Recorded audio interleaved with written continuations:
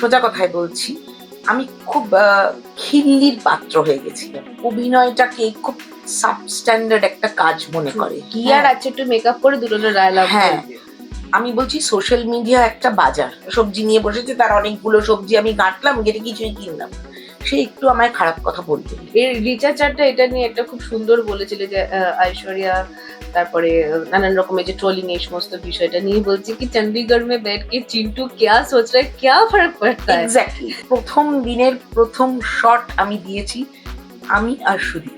কেমন ছিল এক্সপিরিয়েন্সটা? অসম্ভব ভালো। তুমি রাধিকা আপ্তের সাথেও কাজ করেছো বলছিলে। রাধিকা আপ্তে সিন শুরু হওয়ার 5 মিনিট আগের থেকে তোকে এমন একটা ভাইব দেবে যেন রোজ তুই আর ও একসঙ্গে মুড়ি মেখে খাস। আমি তোমাকে যতদিন দেখেছি আমি তোমাকে খাবার খেতে দেখিনি, তুমি শুধু টক দই খেয়ে থাকো। ইনফ্যাক্ট তুমি তোমার ছানাটাকেও টক দই খাইয়ে রাখো।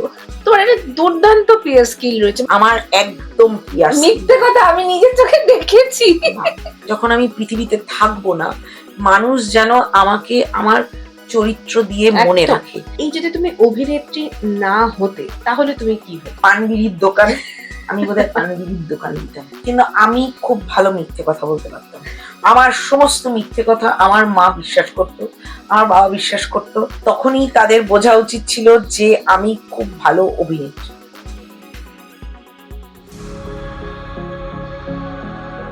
This episode is sponsored by Pilidas. Our food partner is Bonnie's Kitchen. নমস্কার, ফিল্ম এবং এর আরো একটি নতুন এপিসোডে আপনাদের সকলকে স্বাগত জানাই। আর যেরকমটা আমি বলে থাকি, আমাদের ফিল্ম এবং এর আরো এরকম অনেক নতুন নতুন এপিসোড, নতুন নতুন আড্ডা দেখার জন্য একটা ছোট্ট কাজ করতে হবে। কি? একটু ছোট্ট করে সাবস্ক্রিপশন করে দিতে হবে। জাস্ট 1 সেকেন্ড সময় লাগে, যাতে আমরা আরো ভালো ভালো পডকাস্ট আপনাদের জন্য উপহার হিসেবে নিয়ে আসতে পারি। তো এবার আসি আজকে আমার অতিথির ব্যাপারে। কি বলবো আমি না সেটাই বুঝতে পারছি না। মানে তার সাথে আমার বয়সের অনেকটা পার্থক্য থাকলেও আমাদের মধ্যে না একটা নিবিড় বন্ধুত্ব রয়েছে, যাকে বলে অসমবয়সী একটা বন্ধুত্ব। তার সাথে কত কত সন্ধে চায়ের আড্ডায় কত গল্প, কত রকম মজা ঠাট্টা আমরা করেছি। একসাথে আমরা স্ক্রিন শেয়ার করেছি। সেই সময় তার গাইডেন্স, মানে এত সুন্দর করে তিনি বুঝিয়ে দেন। যখন আমার প্রথম কাজ তার সাথে একসাথে আমরা স্ক্রিন শেয়ার করি যে এই সময় এইটা করতে হয়, এই সময় এটা করতে হয়। তার বাড়িতে গিয়ে যখন তখন জ্বালাতন করা এবং খুব রেগে যায়, কিন্তু মানে যেটা হয় বন্ধুদের ক্ষেত্রে, তুমি থামো তো, দিয়ে যখন তখন ছোটদের মধ্যে তার একটা বিরাট ক্রেজ রয়েছে। হ্যাঁ, ভীষণ একটা কুল ভাইব। তো বাকিটা না হয় আস্তে আস্তে। আরেকটা কথা, বাংলা সিরিজ খুললে পরেই তাকে দেখা যায়। তো আর রহস্য না বাড়িয়ে আসুন আলাপ করে নি আমাদের টলিউড ইন্ডাস্ট্রির সিনিয়র অভিনেত্রী পারমিতা মুখার্জির সাথে। পারমিতা দি, আমাদের ফিল্ম এবং এর এই এপিসোডে তোমাকে অনেক অনেক স্বাগত জানাই। নমস্কার। প্রথমেই বলি যে এই ফিল্ম এবং এর পডকাস্টের এই চেয়ারে এসে বসে কথা বলতে পেরে আমি খুব আনন্দ বোধ করছি। তার প্রধান কারণ যে যারা আমাকে আজকে ডেকে নিয়ে এসেছে, ইনভাইট করেছে, সায়ন্তনী এবং শীর্ষেন্দু, তারা আমার খুব হৃদয়ের কাছের মানুষ। সায়ন্তনী সঙ্গে আমার অনেক দিন আগের আলাপ, অনেক বছর আলাপ। সায়ন্তনী এবং শীর্ষেন্দুর মধ্যে যে জিনিসটা আমার সব থেকে বেশি ভালো লেগেছিল, ওদের দুজনের ভিতরেই না ভীষণ নতুন কিছু শেখার একটা ইচ্ছে, সেটা আমাকে সব থেকে বেশি আনন্দ দিয়েছিল। বোধহয় তার জন্যই আমি ওদের এত বেশি ভালোবাসতাম। আরো ওরা দুজন খুব ভালো মানুষ, সেটা একটা বড় পাওনা। আজকের দিনে ভালো মানুষের সংস্পর্শে আসাটাও খুব ডিফিকাল্ট। সেটা আমি আসতে পেরেছি, সেটার জন্য আমি সত্যি নিজেকে আমার নিজের ভালো লাগে। আর আমি এখন খুব আনন্দ বোধ করছি যে আমি এই চেয়ারে বসে শান্তনীর সঙ্গে গল্প করার একটা সুযোগ পেয়েছি। সেই মানে আমরা একটা আমাদের যে আড্ডাগুলো মানে ওই চায়ের থেকে হতো, সেটা এখন আমরা ক্যামেরার সামনে একটা সুন্দর আড্ডা করবো এবং সুন্দর সোফায়। একদম। এবং আমাদের কি সুন্দর ম্যাচ হয়ে গেছে কালার। এক্স্যাক্টলি। তো তোমার সাথে আড্ডার শুরুটা একেবারে শুরু থেকে করি। অভিনয়ের জায়গাটাতে তো আসছি পরে। তোমার ছোটবেলা, তোমার বড় হওয়া, এগুলো নিয়ে একটু বলো। আমার ছোটবেলাটা মজার ছিল। আমি জন্মেছি কসবায়। তখন আমাদের ভাড়া বাড়ি ছিল। আমার বাবা মা দুজনেই শিক্ষকতা করতেন। বাবা যাদবপুর ইউনিভার্সিটির প্রফেসর ছিলেন, মা নিউ আলিপুর মাল্টিপারপাসে পড়াতেন। ফলে আমাদের একটা জয়েন্ট ফ্যামিলি ছিল, এবং আমাদের পরিবারের সবাই মানে খুবই একাডেমিশিয়ান, সবাই পড়াশোনার মধ্যেই আছে। আমি হলাম গিয়ে fish out of the water. আমার একদম পড়াশোনা করতে ভাল লাগতো না। আমার ছোটবেলা মানে আমি কসবায় আমাদের বাড়ির আর পিছন দিকে যেসব ওই বস্তি বা বসতি যা বলে, সেখানে যে ছোট ছোট বাচ্চারা থাকতো তাদের সঙ্গে গুলি খেলা, ডাঙ্গুলি খেলা, গাছে ওঠা, পেয়ারা পাড়া, এই সব করে আমার আমার ছোটবেলাটা খুব সুন্দর ছিল। পরবর্তী সময়ে আমরা সেই ভাড়া বাড়ি ছেড়ে গলফ গ্রিনে আসি। গলফ গ্রিনে এসে প্রথমটা একটু মানিয়ে নিতে অসুবিধা হতো। ওখানকার প্রথমত আমরা যখন গলফ গ্রিনে আসি, গলফ গ্রিন একদম ফাঁকা, কেউ আসেনি, গলফ গ্রিন তৈরি হচ্ছে। তো প্রথম প্রথম একটু অসুবিধা হতো। তারপর আমি আস্তে আস্তে যখন মানুষজন আসতে শুরু করলো, প্রচুর বন্ধু হয়ে গেল। এবং আমার ছোটবেলায় সত্যি বলতে কি আমার মেয়েদের সঙ্গে বন্ধুত্বগুলো একটু পরের দিকে হয়েছে। আমি ছেলেদের সঙ্গে খুব মিশতাম। হয়তো গলফ গ্রিনে তখন মেয়েও কম ছিল।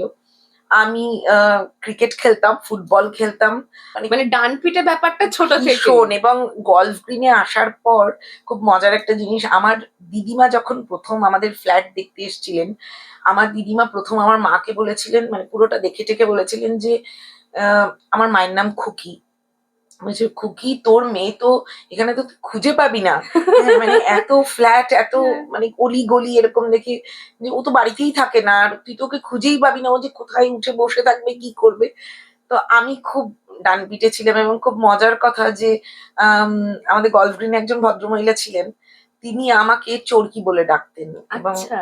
আমাকে ওনার খুব ওই সমাপ্তির অপর্ণা সেনের মতো ওনার মনে হতো, যে ওরকম একটা ডান পিঠে। এবং অপর্ণা চুলবুলি। সেনের, হ্যাঁ, অপর্ণা সেনের যে কাঠবিড়ালি ছিল চরকি, উনি আমাকে সারা জীবন চরকি বলেই ডেকে এসেছেন। বাহ, তাহলে কি আমি নামটা চরকি দিই বলে সেভ করবো এখন? না, না, ওটা ওটার জন্যই থাক। আম, তোমার সাথে দার্জিলিং এর একটা সম্পর্ক রয়েছে, সেটা একটু বলো। দার্জিলিং এর সম্পর্ক, আমার জন্ম মানে এটা কলকাতায়। বোধহয় অনেকেই জানে না তোমার হ্যাঁ, সাথে হ্যাঁ, হ্যাঁ। দার্জিলিং এর যে একটা সম্পর্ক রয়েছে। আমার জন্ম কলকাতায়, কিন্তু এবং আমাদের সেই অর্থে দেশ বলতে বাংলাদেশ। কিন্তু কেন জানি না, কেউ যখন আমাকে জিজ্ঞেস করে যে তোমার দেশ কোথায়, আমার না ওটা ভেতর থেকে বেরিয়ে আসে দার্জিলিং। কারণ আমার বাবা মা দুজনেই জন্মেছে দার্জিলিং, আচ্ছা। জন্মেছে, তাদের পড়াশোনা, তাদের সবকিছু দার্জিলিং এ। আমার দাদা মশাই মানে মায়ের বাবা, উনি দার্জিলিং এ ডাক্তার ছিলেন। আর আমার ঠাকুরদা, বাবার বাবা, উনি পার্টিশনের আগেই বাংলাদেশ ছেড়ে দার্জিলিং এ চলে এসে উনি ব্যবসা করতেন। আচ্ছা। এবং আমার ছোটবেলার একটা বড় সময় দার্জিলিং এ কেটেছে। এবং আমাদের তো দার্জিলিং ঠিক বেড়াতে যাওয়ার জায়গা নয়, দার্জিলিং মামা বাড়ি। একদম। দার্জিলিং যাওয়া মানে মানে এটা একটা অদ্ভুত যে কোথায় যাচ্ছ, মামার বাড়ি, কোথায় মামার বাড়ি? দার্জিলিং এ। দার্জিলিং এ। এবং আমি আজ অব্দি টাইগার হিল দেখিনি। কারণ টাইগার হিলের রাস্তা সেই যে তখন ভাঙাচোরা ছিল, আমার দাদামশাই কিছুতেই যেতে দিতেন না। হ্যাঁ, বলতেন না না, ওখানে গেলে গাড়ি পড়ে যাবে, এই হবে। সেই যে একটা ভয় ঢুকিয়ে দিয়েছিল, যে আজ অব্দি আমি গিয়ে দার্জিলিং এ টাইগার হিল দেখিনি। এবং দার্জিলিং এ না মানে লোকে যায় পাহাড় দেখতে, এই করতে, কেন জানি না। লোকে, আমি যেটা দেখেছি মানে ইনফ্যাক্ট আমরাও যখন দার্জিলিং যাই আমরা না থাকতে যাই, কারণ এখানে এত কিছু স্ক্যাটার্ড থাকে হ্যাঁ, সমস্ত কিছু, আমরা একটু শান্তির খোঁজে যাই, আমরা ওখানে গিয়ে পড়ে থাকি, আমাদের ওখানে হোমস্টে রয়েছে তো সেখানে ইনফ্যাক্ট দেখি লোকে 3টের সময় ওটা এই টাইগার হিলে যাচ্ছে, হ্যাঁ, তারপরে এই বোটানিক্যাল গার্ডেনে যাচ্ছে, একটা মানে স্কেডিউল করে চলে। আমরা ওখানে জাস্ট থাকতে যাই, একটু হেঁটে হ্যাঁ, একটু মানে ঘুরলাম, একটু মার্কেট দেখলাম। এক্স্যাক্টলি, মানে আমি না, আমার ঠিক না। আমি দার্জিলিং এ যেটা করি সেটা হচ্ছে, দার্জিলিং এ গিয়ে আমি হাঁটতে শুরু করি। এবং হাঁটতে হাঁটতে যে কোথায় চলে যাই আমি নিজেও জানি না। লোকাল লোকদের সাথে কথা হ্যাঁ, বলা। কোথায় কোথায় যে চলে যাই, মানে হয়তো 3-4 ঘন্টা হেঁটে ফেলেছি। হেঁটে হেঁটে কোথায় কোন মানে গলি ও গলি, মানে কোন পাহাড় থেকে কোন পাহাড়ে চলে গেছি। আবার লোককে সব তো আর এখন না, চিনিও না, মনেও নেই, এখন অনেক আর বদলে গেছে। এখন একদম বদলে গেছে, যতবার যাচ্ছি দেখছি নতুন নতুন কনস্ট্রাকশন হচ্ছে। আগে হ্যাঁ। রাস্তাটা দিয়ে যেটা ওই হেঁটে গেলে পরে পাহাড়গুলো দেখা যেত, এখন শুধু এই পাশটা পুরো ব্লক, শুধু হোমস্টে হচ্ছে, নতুন নতুন কিছু রেস্টুরেন্ট হচ্ছে, মানে এই জায়গাটা পুরো ব্লক হয়ে গেছে। ওই পুরো বদলে যাচ্ছে আস্তে আস্তে। তবুও ভালো লাগে। তবুও ভালো লাগে, তবুও যেতে না, ইচ্ছে কেন করে। যে আসলে না, আমি ঠিক মানে দার্জিলিং এ গিয়ে ওই সানরাইজ দেখা, সানসেট দেখা, পাহাড় দেখা, কি জানি না, আমার খুব একটা যে আমার খুব মেঘের একটা টানে না। কাছাকাছি আছি হ্যাঁ, মানে এটাই অনেক। আমায় না বরং রাস্তাগুলো খুব টানে। হ্যাঁ, এই যে আমি রাস্তা দিয়ে হাঁটছি, একদম। কিরম যেন একটা মনে হয়। আর এত মানে ধর আমি যখন ছোটবেলায় যেতাম, আমি না মানে মেলে গিয়ে ঘোড়ায় চড়বো না, না। আমি যেতাম আস্তাবলে। হ্যাঁ। আস্তাবলে গিয়ে এই যে ঘোড়াদের পরিষ্কার করা হচ্ছে, স্নান করানো হচ্ছে, খাওয়ানো হচ্ছে, আমি বসে বসে ওইগুলো দেখতাম। ফলে মানে ওই যে ঘোড়াদের সঙ্গে বা ওখানকার যে শহীদদের সঙ্গে যে একটা আমি গল্প করছি, কারণ তখন তো একদম ফারাটেদার নেপালি বলতে পারতাম না, এখন তো পারি না, ভুলে গেছি। প্র্যাকটিসের। হ্যাঁ, ওখানে গিয়ে দেখবে তুমি যদি আবার এক সপ্তাহ থাকো আবার আবার হয়তো হয়ে যায়। হ্যাঁ। তো ওদের সঙ্গে গল্প করছি, ওরা আমাকে মানে কোনো পয়সা নিচ্ছে না, কিন্তু ওরা অন্য লোকেদের চড়াচ্ছে, সেই সঙ্গে আমার তখন তো ছোট, সেই সঙ্গে আমাকেও বসিয়ে দিচ্ছে ঘোড়ার ওপর, ওদের সঙ্গে ঘুরছি। এবং আমাদের ছোটবেলাগুলো খুব বিশ্বাসের ওপর চলতো। হ্যাঁ, এই যে আমি চলে যাচ্ছি একজন সহিসের সঙ্গে, আমি আমার মা কোনোদিন ব্যস্ত হয়ে ওঠেনি। আমার মা জানে গেছে, ও আবার এসে ফেরত দিয়ে যাবে। ওখানে সবাই আমার দাদুকে তখন চিনতো। আমার মনে হয় পৃথিবীটাও একটু অন্যরকম ছিল, যে ভরসা করা যেত। মানে আমি একটা বলছি যে আমি যখন খুব ছোট ছিলাম, আমার তো আমি তো সাউথ পয়েন্টে পড়তাম, তো আমাদের তখন গলফ গ্রিনে বাস ঢুকতো না। আর ওই এখন যেরকম উদয় শঙ্কর সরণি একটা বড় রাস্তা হয়েছে, তখন ওটা খুব ছোট একটা লেন ছিল। তো এবং রিক্সা চলতো, অর্ধেক দিন ভোরবেলা আমরা রিক্সা পেতাম না। আমার খুব মনে আছে, হয়তো কোনো দুধওয়ালা ওই দুধের ক্যান নিয়ে সাইকেল করে যাচ্ছে, আমার বাস লজের মোড় থেকে, মা আমাকে ওই সাইকেলে বসিয়ে দিত, বসিয়ে তাকে বলতো তুমি লজের মোড়ে ওকে নামিয়ে দেবে, বাস এসে ওকে তুলে নেবে। মানে এই বিশ্বাসটা আজকের দিনে দাঁড়িয়ে না, আমার মানে মনে হয় সবথেকে বড় কথা, তুমি নিজের পরিবারের লোককে বিশ্বাস করতে হ্যাঁ, পারবে না। মানে কাকা জ্যাঠা যারা রয়েছে বা কিছু, মানে তাদের সাথে তুমি এই ঘর থেকে ওই ঘরে তুমি মেয়েকে থাকতে পারবে না। কিন্তু আমি সত্যি খুব ব্লেসড যে আমি এমন একটা সময় বড় হয়েছি যেখানে বিশ্বাসটাই মূলধন ছিল। ঠিক ঠিক। আমার বড় হওয়াটা, ছোটবেলাটা খুব সুন্দর কেটেছে। ঠিক। তোমার কোথাও কি আফসোস হয় না, তোমার জন্ম যদি দার্জিলিং এ হতো বা ওইখানটাতেই তুমি ওখানকার স্কুলে পড়তে? আমার তো খুব মাঝে মাঝে মনে হয়। ইনফ্যাক্ট আমাকে মা ছোটবেলায় খুব মজা করে বলতো যে তোর আরেকটা বোন আছে, সে দার্জিলিং এ আছে, কনভেন্টে পড়ে, একদিন নিয়ে আসবো। তখন ওই হয় না, তো একদমই ছোট, যে বাবা বোন চলে আসবে, তাহলে আমার ভালোবাসা ভাগ হয়ে যাবে। তো আমার মনে হতো আমি যদি সত্যি সত্যি দার্জিলিং এ আমার জন্ম হতো, বড় হতো, বেশ অন্যরকম হতো। কিন্তু আমার মনে হয় এখন এখানে হয়েছে বলে ওই যে আকর্ষণটা, মানুষ হয় না যে দূরের জিনিসের প্রতি একটা আকর্ষণ থাকে, ওই দূরে আছে বলে এই আকর্ষণটা রয়েছে। যদি ওইখানেই হতো তখন মনে হতো যে না, কলকাতায় ফিরি, শহরে ফিরি।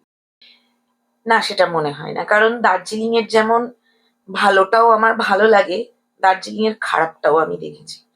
তো আমরা তখন ছোট, তখন দার্জিলিং এর রাজনৈতিক পরিবেশগুলো বদলে যাচ্ছে, এবং সেই সময় আমি দেখেছি যে বাঙালিদের ওপর একটা অদ্ভুত একটা আম, কালো ছায়া নেমে আসে, ভয়ঙ্কর। এবং রাতারাতি আমার দাদামশাইকে তার সমস্ত বাড়ি ঘর দোর, মানে ওটা অনেকটা ওই বাংলাদেশ ছেড়ে চলে আসার মতো আর কি। এক রাতের মধ্যে আমরা আমার দাদামশাইকে তার বাড়ি, তার তিনি তো ডাক্তার ছিলেন, তার ওখানে ডিসপেন্সারি ছিল, প্লাস তার ওখানে তো চাকরিও ছিল, তিনি তো চাকরি করতেন ডাক্তার হিসেবে, সবকিছু ছেড়ে দিয়ে এক রাতের মধ্যে তাকে শিলিগুড়িতে চলে আসতে হয়। এবং আমাদের যে আমার বাবার দিকের যে ব্যবসাপাতি ছিল, সেটাও অনেকটা গুটিয়ে ফেলতে হয়। ফলে এই যে রাজনীতি দার্জিলিংকে গ্রাস করে, এবং সেই গ্রাস করার ফলে যে দার্জিলিং এর যে একটা শান্তির পরিবেশ যে নষ্ট হয়ে গিয়েছিল, সেটাও আমি দেখেছি। ফলে আমি দার্জিলিংকে ভীষণ ভালোবাসি, থাকতে ভালো লাগে, কিন্তু আবার কোনো একটা সময় মনে হয় যে না, আমি সব সময়ের জন্য দার্জিলিং এ, হ্যাঁ আমি সেটাও মিস করি না।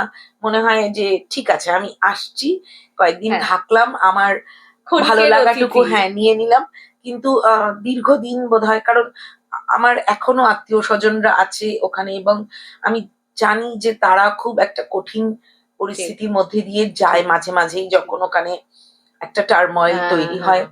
আম, সুতরাং অনেক আমি সেটা মিস করি না যে আমি ওখানেই যদি থেকে যেতাম, ওখানেই যদি, সেটা আমি চাই না। আমি চাই আমি মাঝে মাঝে যাব, হুম। আমি ওই রাস্তাগুলোর মধ্যে দিয়ে হাঁটবো, আমি আমার মায়ের স্কুল, বাবার স্কুল দেখবো, চিড়িয়াখানায় যাব।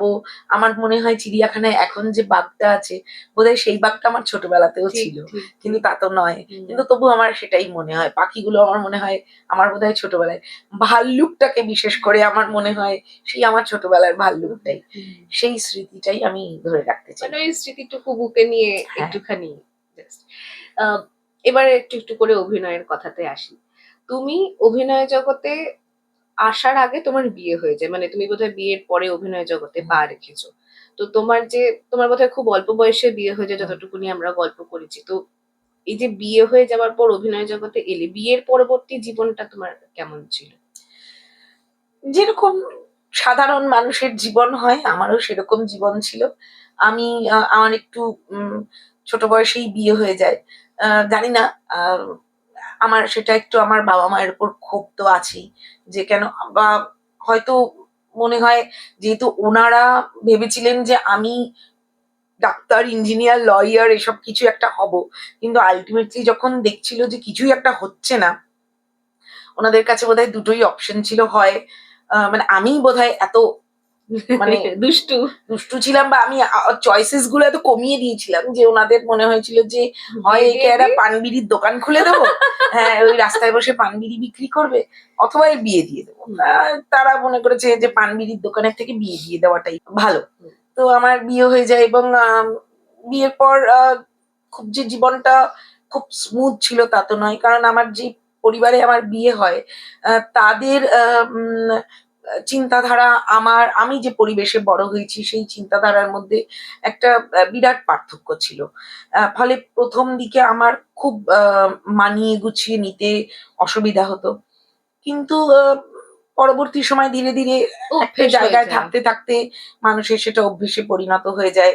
আম, সেটা হয়ে যায়। তারপর আমার হাজবেন্ড কলকাতা থেকে বম্বে শিফট হয়ে যায়, আমি বম্বেতে বেশ কয়েক বছর ছিলাম সেখান থেকে, এবং বিয়ের পরে পরেই আমার ছেলে হয়ে যায়। ফলে তো বম্বেতেও তোমার অনেক স্ট্রাগল ছিল, তুমি বলতে যে কত মাইল হেঁটে তুমি বাজার করে নিয়ে হ্যাঁ, ফিরতে। কারণ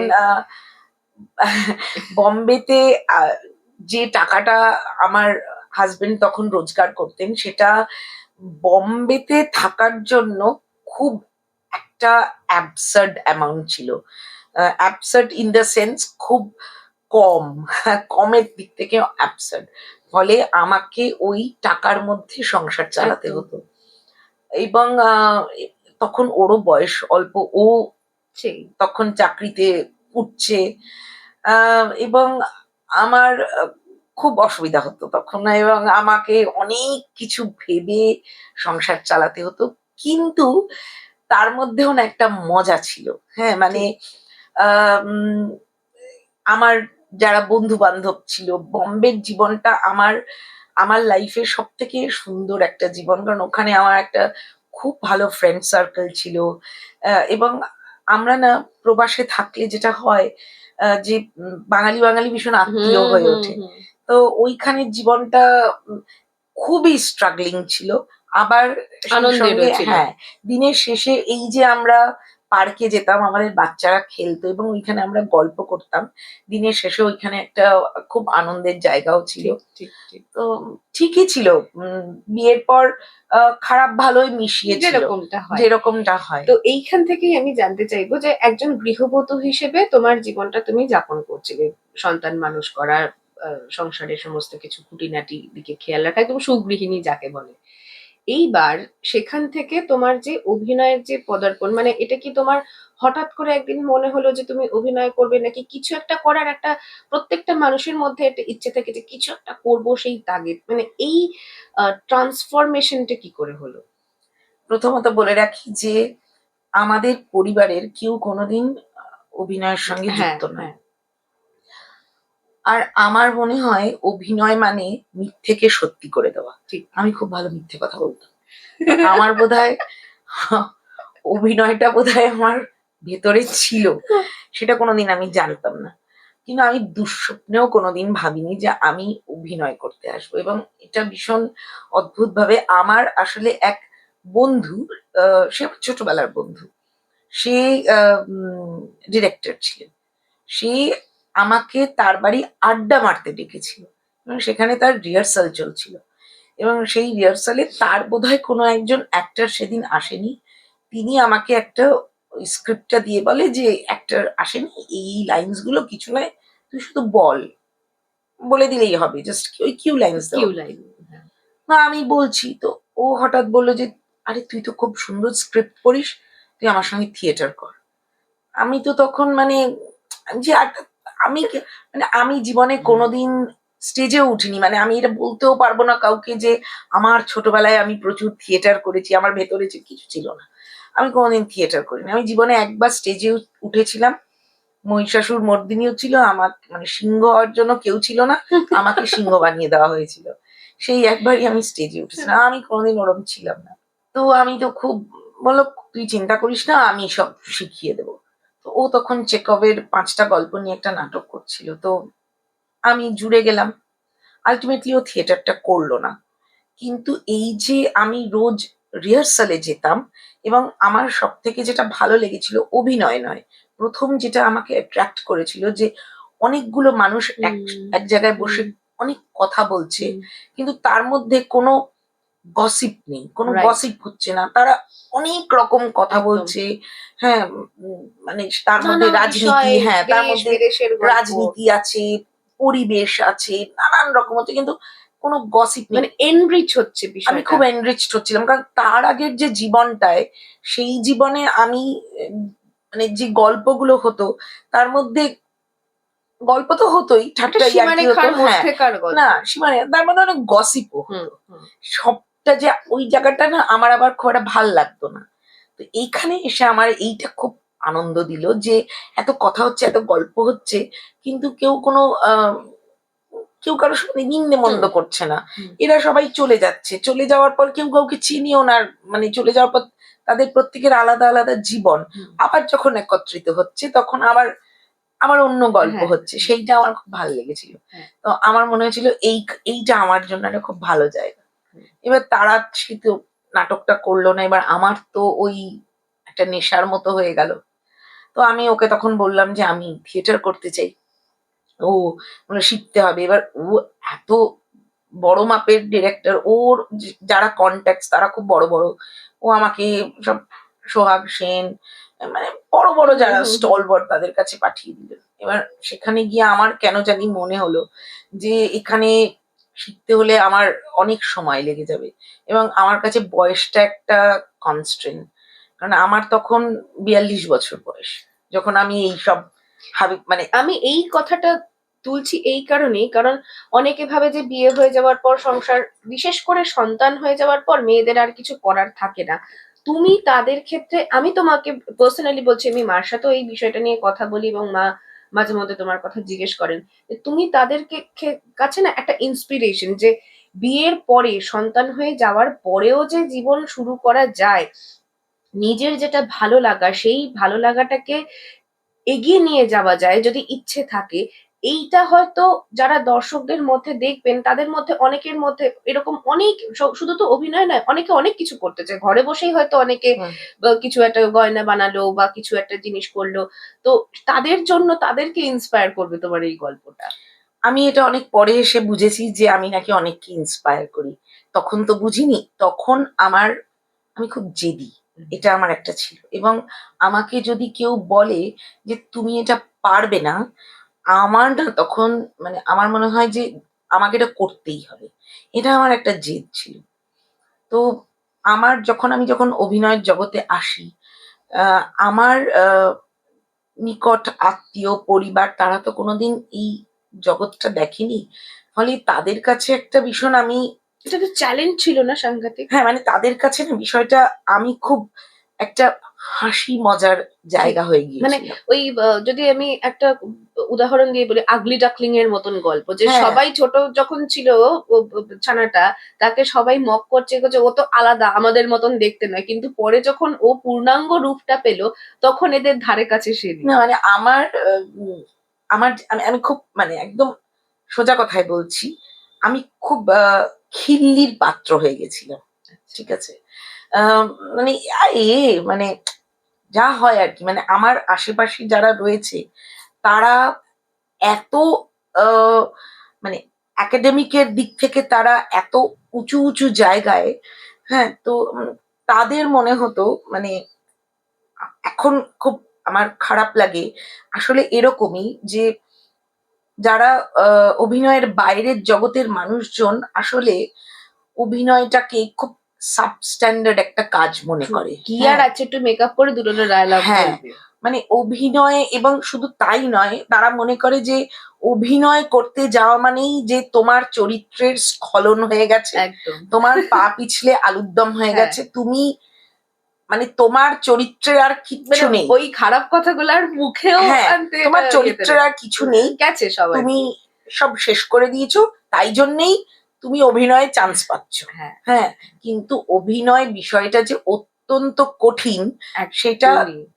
এবং আমার খুব খারাপ লাগে যে অভিনয়ের বাইরের মানুষজন অধিকাংশ সেটাই ভাবে হুম, হুম। যে সব অভিনেতারা আসলে তাদের কোনো চরিত্র নেই, তাদের কোনো তারা কোনো ইয়ে মানে নেই, মানে তারা সব চরিত্রের সমস্ত সম্পদটা এক হ্যাঁ জায়গায় হয়েছে আর কি। মান সম্মান বোধহয় সব বিসর্জন করেই একদম। বোধহয় হ্যাঁ, অভিনয় করতে যায়, কারণ তাদের আর কোনো গতি নেই। একদমই। সেই মানে জন্যই এখন বোধহয় অব্দি মানুষের কিন্তু এখনো এইটা ভাবে। হ্যাঁ হ্যাঁ এখনো অবধি সেটা তুই ফেসবুকে কোনো অভিনেতা বা অভিনেত্রীর কোনো ছবি বা কিছুর নিচে কমেন্টে একদম, ট্রোলারদের একদম। ইয়ে পড়লে, কমেন্টস পড়লেই বুঝতে পারবি যে এখনো বহু মানুষ মনে করে যে অভিনেতারা আসলে ভীষণ দুশ্চরিত্র। একদমই। এবং এই তুমি খুব একটা ইম্পর্টেন্ট প্রসঙ্গ তুললে, যে যে কোন এখন তো রিলের মাধ্যমে আমরা অভিনেতা অভিনেত্রীদের অনেক কাছ থেকে দেখতে পাচ্ছি, হুম তাদের সমস্ত অ্যাক্টিভিটি আমরা দেখতে পাচ্ছি, তাদের ঘুরতে যাওয়া, তাদের কোথাও পার্টিতে যাচ্ছে, কোনো অকেশনে যাচ্ছে, তাদের সাজ পোশাক থেকে শুরু করে, তাদের শারীরিক বৈশিষ্ট্য থেকে শুরু করে সমস্ত কিছু নিয়ে যে কুরুচিকর মন্তব্যগুলো করে তারা ভাবছে আমরা বিশাল কিছু করছি, কিন্তু আদতে তা নয়। কিন্তু আমি জানি না কেন মানুষ এই জিনিসটা করে। তারা কিছু ভাবে না, তারা ভাবে না আমরা বিশাল কিছু করছি। অ্যাকচুয়ালি যারা ট্রোলিং করে, দেখ আমি বলছি সোশ্যাল মিডিয়া একটা বাজার। আমি যখন বাজারে এসেছি জিনিসপত্র কিনতে অনেক রকম, সেখানে ধর আমি কারুর বাজার সবজি নিয়ে বসেছে, তার অনেকগুলো সবজি আমি ঘাঁটলাম, ঘেটে কিছুই কিনলাম না, সে একটু আমায় খারাপ কথা বলবে, সে বিরক্ত হবে, সেটা সেটুকু আমাকে মেনে নিতে হবে কারণ আমি বাজারে এসেছি। কিন্তু আমি যেটা বলতে চাইছি যে এই যে যারা খুবই বিলো দ্য বেল্ট কমেন্ট করে, আমরা ভাবি যে তারা বোধহয় এটা নিয়ে, তার নিচে অনেকে লেখে ছি ছি লজ্জা করে না আপনি এরকম হুম, কথা বললেন না। হুম, আসলে তারা এগুলো কিছু ভাবে না। ঠিক ঠিক। হ্যাঁ তারাও না খুব তারাও খুব চাপে আছে, হুম, তারাও হয়তো কি মানে খোঁজ নিয়ে দেখবি অধিকাংশই ফেক প্রোফাইল থেকে হুম, করে, কিন্তু যদি জানা যায় তারাও হয়তো দেখবি কোথাও একটা চাকরি করছে, ভীষণ ফ্রাস্ট্রেটেড, কিছু আর পাচ্ছে না, কাউকে কিছু বলতে পারছে না, একটা কোনো সেলিব্রিটির ছবি দেখলো, ওই ওই ফ্রাস্ট্রেশনটা হয়তো ঠিক তার ঠিক বসের প্রতি তার রাগ, ঠিক রাগটা সম্পূর্ণ অন্য, ঠিক কিন্তু ওই ছবিটার নিচে সে একটা নোংরা কমেন্ট করে দিল, ঠিক সে কিন্তু ভাবছে আমি আমার বসকে করছি। ঠিক ঠিক। হুম এর রিচা চাড্ডা এটা নিয়ে একটা খুব সুন্দর বলেছিল, যে ঐশ্বরিয়া, তারপরে নানান রকমের যে ট্রোলিং, এই সমস্ত বিষয়টা নিয়ে বলছে কি, চণ্ডীগড় মে बैठ के चिंटू क्या सोच रहा है, क्या फर्क पड़ता है। এক্স্যাক্টলি। এবার কিন্তু মুশকিল হয় কি, আম, আমরা তো মানুষ, ঠিক। হ্যাঁ মানে এত কিছু খারাপ দেখতে দেখতে কোথাও তো গিয়ে একটু তো খারাপ নিশ্চয়ই, লাগে। নিশ্চয়ই। এরকম হতে পারে না যে যে তুমি দেখলে সোয়াইপ করে দিলে সোয়াইপ করে চলে গেলে হয়, না। সেটাও হবে হ্যাঁ। কালে দিনে আস্তে আস্তে হ্যাঁ মানুষ আর পাত্তা দেবে না, মানে যাদেরকে ট্রোল করা হয় তারা পাত্তা দেবে না। কিছু ট্রোলার আছে তারা কিন্তু, মানে ট্রোলার বলবো না, যারা নেগেটিভ হুম। কমেন্টস করে, হয়তো কোনো কোনো সময় খুব ঠিক কমেন্টও করে, কারণ আমি একটা কাজ করছি, সেই কাজটার কারুর ভালো লাগবে, কারুর মন্দ লাগবে। একদম ভালো লাগাটাও যেমন আমাকে নিতে হবে, হুম। কারুর খারাপ লাগবে সেটাও আমাকে নিতে হবে, একদম সেটাও আলাদা জিনিস। কিন্তু আবার সেটা তো আমি নেবই, কিন্তু আবার যদি ট্রোলড হই, কেউ খারাপ কথা বলে, আম, আমি খুব যে একটা ট্রোলড হয়েছি নিজে তা নয়, তবে হ্যাঁ একবার ভাইরাল টাইরাল হয়ে গেছিল, পোস্টে ট্রোল ওই করেছিল, তোমার মানে ওই ওয়ার্কশপের ওই ভিডিওটা না না ওয়ার্কশপের ভিডিও না, আমি এটা সে জানে আচ্ছা ঠিক আছে সে খুবই মানে একটু রাজনৈতিক বিষয় নিয়ে আচ্ছা হ্যাঁ খুবই বুঝতে পেরেছি বুঝতে পেরেছি ট্রোল করা হয়েছিল, মানে হ্যাঁ হ্যাঁ তো আমি যেহেতু আমি খুব একটা ট্রোলড হই না, তো এসব দেখে দেখে আমার তো খুবই প্রথমটা খুব একটা টেনশন লেগে গেছিল, কারণ আমার ফেসবুকের প্রোফাইলে আমার বাবাও আছে, আমার হুম। পিসিরা আছে, আমার শ্বশুর বাড়ির দিকের মানুষজনও আছে, তারা দেখছে, আমি আমার কথা ভাবিনি, আমি তাদের কথা ভাবছিলাম। রাইট পরে মনে হলো দেখ, আমার আমি কেন এইসব নিয়ে ভাবতে যাব, কি কোথায় বসে কি করছে কি হ্যাঁ বলছে, আমার তাতে কিছু আসে যায় না। মানে হুম। আমার এই জন্য আমার কিন্তু কমেন্ট সেকশনও ওপেন থাকে, আমার হুম। পুরো প্রোফাইলই ওপেন, আমারও তাই যার যা ইচ্ছা এসে বলতে হ্যাঁ পারে। আমি কোনোদিন কোনো কমেন্ট ডিলিট করি না। হুম। আমি মনে করি কেউ যখন খারাপ কথা বলছে, সেটা তার তার পরিচয়, হ্যাঁ, একদম মানুষ তাকে চিনুক, সে ফেক প্রোফাইল দিয়ে করছে ঠিকই, কিন্তু ওই ফেক প্রোফাইলের পিছনে যে মানুষটা আছে সে তো সত্যি ঠিক মানুষ। ওই ফেক প্রোফাইলের তার থ্রু দিয়ে, এক্সিস্টেন্সটা রয়েছে ওই ফেক প্রোফাইলের থ্রু দিয়ে তার এক্সিস্টেন্সটাকেই খারাপ ভাবুক। আমি এই জন্য কখনো কখনো কিছু ডিলিট করি না। একদম। অনেক কিছু বলে টলে মাঝে মাঝে, তো এটা এটা এটা শিখতে হবে, নিতে হবে। এটাও হয়ে যাবে, মানে আগে আমরা যত ঘাবড়ে যেতাম ট্রোলড হলে, দেখবি এখন না মানুষ এত ঘাবড়ায় ইউজ না, টু হয়ে গেছে ইউজ টু মানুষ হয়ে গেছে। মাঝে মাঝে কেউ কেউ হয়তো একটু ইমোশনাল হয়ে হুম যায়, হুম কিন্তু কালে দিনে সেটাও চলে যায়। হ্যাঁ না এবার ওই যে কথাটা হচ্ছিল অভিনয় সেটার কথাতে আসি যে একজন গৃহবধূ হয়ে তোমার অভিনয় জগতে পদার্পণ এটা তো একটা অফকোর্স চ্যালেঞ্জ ছিল এবং যেটা তুমি বললে বেশ দাপটের সাথে সামলেছো কিন্তু তোমার প্রথম সুযোগটা কিভাবে এলো আমার সিনেমার ক্ষেত্রে প্রথম সুযোগ, মানে তুমি কি সিনেমা দিয়েই প্রথম কাজ শুরু করলে আমি থিয়েটার দিয়ে প্রথম কাজ শুরু করলাম। প্রথম আমি থিয়েটার করি, এবং সেটা আমি একটা এমনি টিকিট কেটে একটা মধুসূদন মঞ্চে একটা থিয়েটার দেখতে গিয়েছিলাম। অ্যাকচুয়ালি আমি তখন খুঁজে খুঁজে খুব ছোট ছোট দল বার করছিলাম যারা আমাকে নেবে, যেখানে গিয়ে আমি স্টেজে ওঠার, আমার তখন কিছু শেখা টেখা এসব শিখবো টিখবো এসব আমি জানতাম না, টু বি ভেরি অনেস্ট। আমার মূল লক্ষ্য ছিল যে আমি স্টেজে উঠবো। যেরকম অধিকাংশ মানুষের মনে হয় ক্যামেরার সামনে আসবো, কারণ আমার আই ওয়ান্ট দ্যাট গ্ল্যামার। হুম হ্যাঁ, আমারও সেটাই ছিল, আমি স্টেজে উঠবো, লোককে দেখবে আমি স্টেজে উঠেছি, হাততালি দেবে হাততালি দেবে, আমি একটা বিরাট কেউ কেটা ব্যক্তি হয়ে যাব, হ্যাঁ এইসব ভেবেই আমি থিয়েটারে গেছি। আমি তো থিয়েটার একটা করলাম, সেই আমার প্রথম থিয়েটারের কাজ ছিল হচ্ছে একটা পাঁপড় নিয়ে স্ক্রিনের এদিক থেকে ওদিক, ওদিক থেকে এদিক হেঁটে আসা। তো সেইটা করতে গিয়ে একটা মজার গল্প যে আমার যে হিরোইন ছিল তার শাড়ি ছিঁড়ে যায়, এবং সেই শাড়িটা সেলাই করার জন্য তাদের একটু টাইম লেগেছিল, এবং আমাকে, যিনি ডিরেক্টর, আমার কোনো রিহার্সাল ছিল না, ডিরেক্টর বেরোনোর সময় আমাকে জাস্ট বলে গেল যে তুমি এক এক দেড় মিনিট স্টেজটা দখল করে রাখবে, আটকে রাখো, হিরোইন আসছে। এবার আমি জানি না কি, আমার কোনো ডায়লগ, আমি কোনো রিহার্সাল করিনি কিন্তু সেটা, কারণ আমি তো জানি যে পাপড় নিয়ে এদিক থেকে ওদিকে যাবো, ওদিক থেকে এদিকে। তো আমি এটা সেই মেলার মধ্যে, একটা মেলার সিন, কি যে হলো কে জানে, আমি সেই ভ্রান্তি বিলাসে একটা মেলার সিন, সেটাই আমার তখন, হ্যাঁ এখন বুঝি ওটা মেমোরিতে হিট করেছিল, হ্যাঁ। এখন ওইসবের অনেক কিছু নামধাম আছে, কিন্তু তখন ওইসব যেন ওইটা সিনটা আমার মনে হলো, এবং সেই মতো আমি একটা গ্রামের মেলার সিন নিজে নিজে একলা স্টেজের মধ্যে এনাক্ট করছিলাম। তো সেইটা দিয়ে আমার শুরু। পরবর্তী সময়ে সিরিয়ালের ক্ষেত্রে আমি ওই থিয়েটারের দলেরই আমাকে একজন বলে যে তুমি খুব ভালো অভিনয় করো। আমি তো জানি না আমি কি করি, হুম আমি তো টাইম পাস করতে যাই, হ্যাঁ। সত্যি কথা বলতে কি। তখন ওটা আমার একটা টাইম পাস এবং আমাকে লোকে দেখছে, এটাই আমার মেন উদ্দেশ্য হুম। ছিল। সেখানে লোকে বললো যে তুমি ভালো অভিনয় করো, তুমি যাও, এরম হাজরায় অডিশন হচ্ছে, তুমি অডিশন দাও। তো গেলাম, গিয়ে দেখলাম কিসের অডিশন, পুলিশ ফাইল, আকাশ আটে অডিশন দিলাম, অডিশনে চান্স পেয়ে গেলাম। এই মানে বেশ কয়েকটা পুলিশ ফাইল করলাম, মানে আমি 5 মাসে 25টা পুলিশ ফাইল করেছি। বাপ মানে রেকর্ড আমার, মানে ওখানে ওদের নিয়ম ছিল যে মাসে বোধহয় 2টো না 3টে বেশি পুলিশ ফাইল করা যায় না। তো আমাকে মাঝে মাঝে ওরা ব্লক করে দিত চ্যানেল থেকে, আবার ব্লক খুলেও নিত, কারণ ডিরেক্টররা বলতো যে না আমাদের ওকেই হ্যাঁ। চাই। এবং ওইটা না তখন আমার কাছে একটা সাংঘাতিক ব্যাপার মনে হতো। মানে আমি আমাকে তখন, ডিমান্ডে হ্যাঁ মানে আমি তখন নিজেকে নিজে ভাবছি যে আমি ঋতুপর্ণা সেন। হ্যাঁ হ্যাঁ মানে কি যে করছি আমি জানি না, কিন্তু ভাবছি। হ্যাঁ তো এইটা, এরপর যেটা সিনেমার ক্ষেত্রে যেটা হয় সেটা হচ্ছে আমি ওই একটা সিরিয়ালেরই চেক আনতে গিয়েছিলাম, সেখানে আমার তপতি মুন্সির সঙ্গে দেখা হয়। আচ্ছা তপতিদির সঙ্গে আমার একটা, এই যেরকম তোর আর আমার খুব হ্যাঁ অসমবয়সী একটা বন্ধুত্ব, হ্যাঁ তপতিদির সঙ্গে আমার একটা ভীষণ অসমবয়সী বন্ধুত্ব তৈরি হয়ে যায়। তপতিদি আমাকে একটা অডিশনে পাঠায় যে যা গিয়ে অডিশনটা দে। তো আমি তখন একটা সল্টলেকে একটা অডিশনে, আমার 5টা ক্যারেক্টারের জন্য অডিশন নেওয়া হয়েছিল।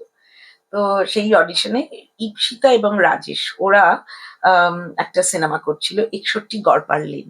আচ্ছা সেই সিনেমায় আমি আচ্ছা সেইটা আমার প্রথম সিনেমা, এবং প্রথম শট আমি দিই সুদীপ্তা চক্রবর্তীর বিপরীতে দাঁড়িয়ে। এবং আমি জানি না, আমি না খুব আমি খুব ম্যানিফেস্ট করতাম যে মানে আমি, সুদীপ্তাদির সাথে হ্যাঁ কাজ মানে করতে আমার পারা কেন মানে জানি না, তখন তো আমি যে অনেককে চিনতাম তা তো নয়।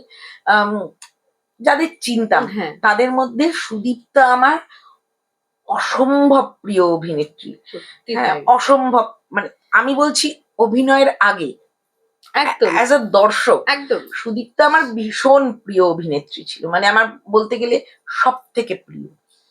আমি না যখন এই এই অভিনেতা মানে খুব অ্যামেচারিশ, কিন্তু আমি কেন জানি মনে হতো একদিন আমি সুদীপ্তার সঙ্গে অভিনয় করব, বা একদিন আমি সুদীপ্তার থেকে একটা পুরস্কার নেবো, এইসব হাবিজাবি ভাবতাম। হুম, ওটাই তখন আমার একটা আলটিমেট একটা গোল ছিল। এবং আমার প্রথম দিনের প্রথম শট আমি দিয়েছি, আমি আর সুদীপ্তা। কেমন ছিল এক্সপিরিয়েন্সটা অসম্ভব ভালো, অসম্ভব ভালো। একজন ভালো অভিনেত্রী কেমন হয় সেটা আমি প্রথম সুদীপ্তাকে দেখে বুঝেছিলাম। মানে সিনটা এরকম ছিল যে সুদীপ্তা আমাকে, মানে আমার মেয়ে ওর ছাদে ওর জামা হ্যাঁ কাপড় সরিয়ে দিয়েছে, হ্যাঁ ও আমায় খুব অপমান হ্যাঁ করবে, হ্যাঁ হ্যাঁ অপমান করে ও গটগট করে হেঁটে হ্যাঁ বেরিয়ে যাবে এবং আমি কাঁদবো হ্যাঁ সেটা হ্যাঁ দেখে। আমার মনে আছে সিনটা হ্যাঁ, সেই সিনটা সুদীপ্তা চক্রবর্তী অভিনয় হ্যাঁ করছে, ফলে ডিরেক্টর যা হয়, সুদীপ্তা বেরিয়ে যাচ্ছে, ক্যামেরাটা সুদীপ্তাকে ফলো করলো। সুদীপ্তা এসে মনিটরটা দেখলো, দেখে বলল না না না, এটা তো, এটা আমার ওপর কেন শেষ হচ্ছে সিনটা, এটা তো ওর ওপর শেষ হবে, ও কাঁদছে, সুতরাং সিনটা তো আমার মনে হয় ওর ওপর শেষ হওয়া উচিত। এটাও বলল। আমি প্রথম নতুন, আমার প্রথম শট, প্রথম সিনেমা, আমি না মনে হচ্ছে আমি সামনে যাকে দেখছি সে সুদীপ্তা চক্রবর্তী নয়, সে ভগবান।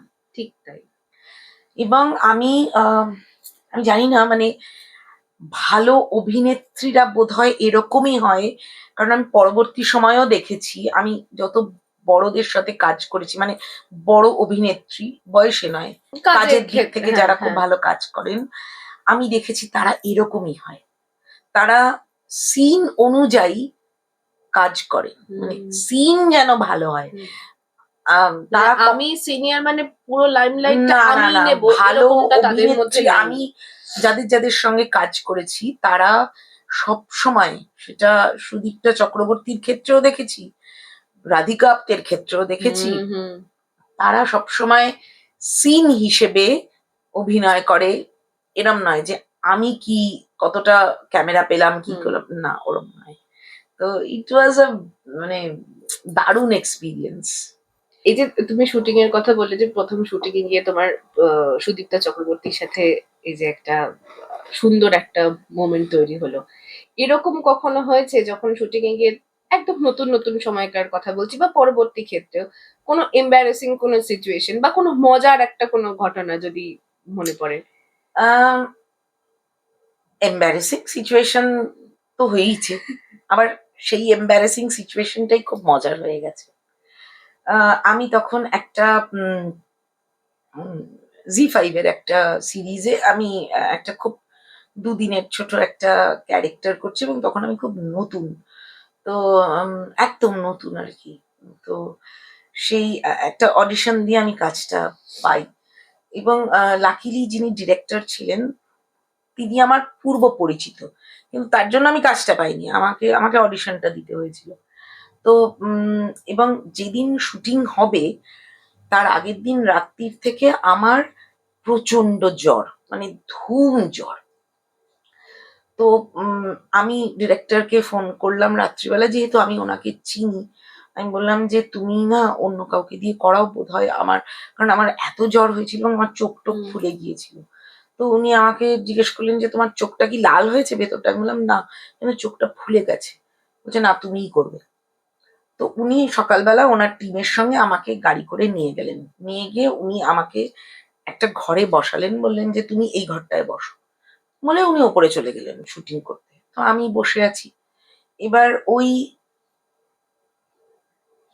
ফিল্মটার যিনি আর কি মুখ্য, যিনি মানে অভিনেত্রী, তিনি ঘরে ঢুকলেন এবং আমাকে দেখে উনি, আমি দেখলাম উনি খুব বিরক্ত হলেন, ভীষণ বিরক্ত হলেন। বিরক্ত হয়ে মানে বিরক্তিটা এরকম যে মানে আমার ঘরে অন্য কেউ কেন বসেছে? এই নতুন, হ্যাঁ, এই কেন? এ কেন আমার ঘরে ঢুকেছে। তো উনি না মানে ওই বিরক্তির প্রকাশটা এমন করলেন যে মানে সে একটা অদ্ভুত একটা সিচুয়েশন তৈরি হয়ে গেল, মানে আমি বুঝতে পারছি যে আমার প্রেজেন্সটা উনি পছন্দ করছেন না। এবার তখন আমার এত জ্বর, কিন্তু আমি না কি করব সেটাও আমি জানি না, যে কিভাবে রিয়াক্ট করব। তো আমার মনে হলো যে আমি যদি ঘর থেকে বেরিয়ে যাই তাহলে বোধহয় বিষয়টা একটু ঠিকঠাক হবে, কারণ উনি যেটা করছিলেন তার সঙ্গে না আরো অন্যান্য মানুষগুলোও জড়িয়ে যাচ্ছিল, মানে মেকআপের, হুম হুম যেটা হয় এটা কস্টিউমের, হ্যাঁ, স্ক্যাটার্ড একটা একটা সিচুয়েশন। ভীষণ এলোমেলো হয়ে যাচ্ছিল হ্যাঁ। পুরো ব্যাপারটা। তো আমি আস্তে করে বেরিয়ে যাই, এবং বেরিয়ে গিয়ে আমি বারান্দায় সারাদিন বারান্দাতেই বসেছিলাম। 4টের সময় ডিরেক্টর নামে, নেমে বলে তুমি এখানে বসে আছো কেন? আমি বললাম না না, এমনি বসে আছি। তো কি জানি উনি কি বুঝেছিলেন বা বোঝেন, উনি আমাকে আবার হাত ধরে টেনে নিয়ে গিয়ে ওনারই ঘরে গিয়ে বলে তুমি এখানেই বসবে। তারপর আর গন্ডগোল কিছু হয়নি। পরের দিনও আমি বসেছিলাম, এবং আমি একদম ঘাড় গুঁজে মাথা নিচু করে একদম চুপচাপ, আর মানে কোনো রকম কাজটা করে আমি বেরিয়ে এসেছি। হুম। এবার মজার ঘটনা হচ্ছে, হ্যাঁ। সেই মানুষটা আমাকে এখন প্রচন্ড ভালোবাসে, আচ্ছা। প্রচন্ড ভালোবাসে, মানে এত ভালোবাসে যে আমি মানে ভীষণ ভালোবাসে, মানে কোথাও দেখা হলে তিনি জড়িয়ে নিজের ধরে। থেকে এসে জড়িয়ে ধরেন। তিনি বিভিন্ন জায়গায় আমার, আমি জানি না, কিন্তু আমার অভিনয়ের প্রশংসা করেন তিনি। আহ, তার থিয়েটারে, যখনই তার থিয়েটার হয় তিনি আমাকে ইনভাইট করেন, মানে অসম্ভব ভালোবাসেন উনি আমাকে। এবার এইরকম জায়গা থেকে আমার মনে হচ্ছে তুমি কৌশিক গাঙ্গুলির সঙ্গে একটা সিনেমায় স্ক্রিন শেয়ার করেছো, সেইখানে একটা মজার ঘটনা হয়েছিল, মানে ওই সিন চলাকালীনই যে দুজনের মধ্যে যে আদান প্রদান যে বিষয়টা, সেইটা একটু বলো। না, কৌশিকদা অত্যন্ত ভালো অভিনেতা। আম, যাই আদান প্রদান হয়ে থাক, আমি বোধহয় তার থেকে ভালো জিনিসটাই পেয়েছি। একদম আমি আমি মনে করতে পারছি না কি হয়েছিল। আহ উনি অসম্ভব ভালো অভিনেতা। একদম। আম, যদি আদান প্রদানে কিছু গন্ডগোল হয়ে থাকে সেটা আমার। না আমি বলছি ভালোটাই বোধহয় কিছু একটা উনি ডাকছিলেন, তুমি তাকাওনি, এরকম একটা কিছু ব্যাপার, তারপরে যাই হোক ঠিক আছে। আহ এমনি তুমি যদি আমি না তাকিয়ে থাকি সেই দোষ আমার। না, তুমি রাধিকা আপ্তের সাথেও কাজ করেছো বলছিলে, তো ওর সাথে কাজ করার অভিজ্ঞতা কেমন? দুর্দান্ত, দারুণ। মানে আম, রাধিকা আপ্তে সিন শুরু হওয়ার 5 মিনিট আগের থেকে তোকে এমন একটা ভাইব দেবে যেন রোজ তুই আর ও একসঙ্গে মুড়ি মেখে খাস। সিন যেই কাট হবে ওকে খুঁজেই পাবি না। আচ্ছা, এবার একটা মজার প্রশ্ন করি। তোমাকে যতদিন দেখেছি, তুমি অভিনয় জগতে আসার আগে একরকম ভাবে ছিলে, তারপর তুমি নিজেকে নানান রকম একটা ট্রানজিশনের মধ্যে দিয়ে নিয়ে এসছো। আমি তোমাকে যতদিন দেখেছি, আমি তোমাকে খাবার খেতে দেখিনি, তুমি শুধু টক দই খেয়ে থাকো। এখন কি কিছু খাও? মাঝে মধ্যে এই যে সন্ধ্যাবেলা চা খায়, চায়ের সাথে একটা বিস্কিটও খায় না, কুকিজ আর কি, কিচ্ছু খায় না, শুধু টক দই। ইনফ্যাক্ট তুমি তোমার ছানাটাকেও টক দই খাইয়ে রাখো। না, এটা একটা বলি। আমি আমার মা, মানে আমি আমার মায়ের খুব ক্লোজ ছিলাম, খুবই ক্লোজ। তো মা হঠাৎ করেই মারা যান। তো মা মারা যাওয়ার পর আমার একটা অসম্ভব ডিপ্রেশন হয়, মানে টেরেবল। এবং তখন আমার মনে হতো যে খাওয়ার খেলে আমার বোধহয় ডিপ্রেশনটা কমবে, মানে যতক্ষণ আমার মুখ চলে ততক্ষণ বোধহয় আমি ডিপ্রেশনটা কমবে। আসলে তো তা হয় না। তো ওই খাবার খেতে খেতে, এবং খাওয়ারও মানে কি, যত ফাস্ট ফুড, তো করতে করতে আমার একটা সময় হয়ে গেছিল, আমার ওজন হয়ে গেছিল 90 কেজি। আচ্ছা। এবং আমি প্রায় 3 মাস বেড রিডেন হয়ে গেছিলাম। মানে আমার অস্টিও আর্থারাইটিস হয়ে গিয়েছিল, আমি হাঁটতে পারতাম না। এদিকে আমার ওজন বেড়ে যাচ্ছে, অথচ হাঁটতে গেলেই আমি এত হাড়ে ব্যথা করছে। তো আমি তখন ডাক্তারকে দেখাই, ডাক্তার বলে যে আপনি একটা ভিশাস সার্কেলের মধ্যে পড়ে গেছেন। দেখুন, হাঁটতে আপনাকে হবেই, ওজন আপনাকে কমাতেই হবে, আর তার জন্য আপনার পা ব্যথা করবে, শরীর খারাপ হবে, যাই হোক না কেন সেগুলো রেমেডি আছে, কিন্তু হাঁটতে আপনাকে হবেই। তো আমি হাঁটতে শুরু করি। হাঁটতে শুরু করতে করতে, এবং ওই যে আমি বলেছিলাম যে আমার ভিতরে একটা প্রচন্ড জেদ আছে, এবং এই যে যখন আমি ভীষণ ভীষণ মোটা ছিলাম, তখন যা হয় আর কি, একটা ওই হয় না, ইয়ার্কির ছলে বডি শেমিং করা, এই করা, সবটাই খুব ইয়ার্কির ছলে হয়, কিন্তু যাকে করা হয় তার তো খুব মন খারাপ হয়। এটা খুব সাংঘাতিক একটা কথা যে কিছু একটা বলে দিয়ে, আরে আমি তো ইয়ার্কি মারছি না, জাস্ট কিডিং, কিন্তু এই জাস্ট কিডিং এর পিছনে যেটা থাকে সেটা অ্যাকচুয়ালি তুমি মিন করতে চাও, সেটা তুমি ইয়ার্কির ছলে বেসিক্যালি বলছো। সেই করতে করতে তখন আমি হাঁটা শুরু করি। তখন আমার এতটাই ডিপ্রেশন ছিল যে আমি সূর্যের আলো দেখতে পারতাম না। তখন আমি ভোরবেলা ওই 3:45-4টের সময় বেরিয়ে যেতাম হাঁটতে, এবং আমার টার্গেট থাকতো যে সূর্য ওঠার আগে আমি বাড়ি ঢুকে যাবো।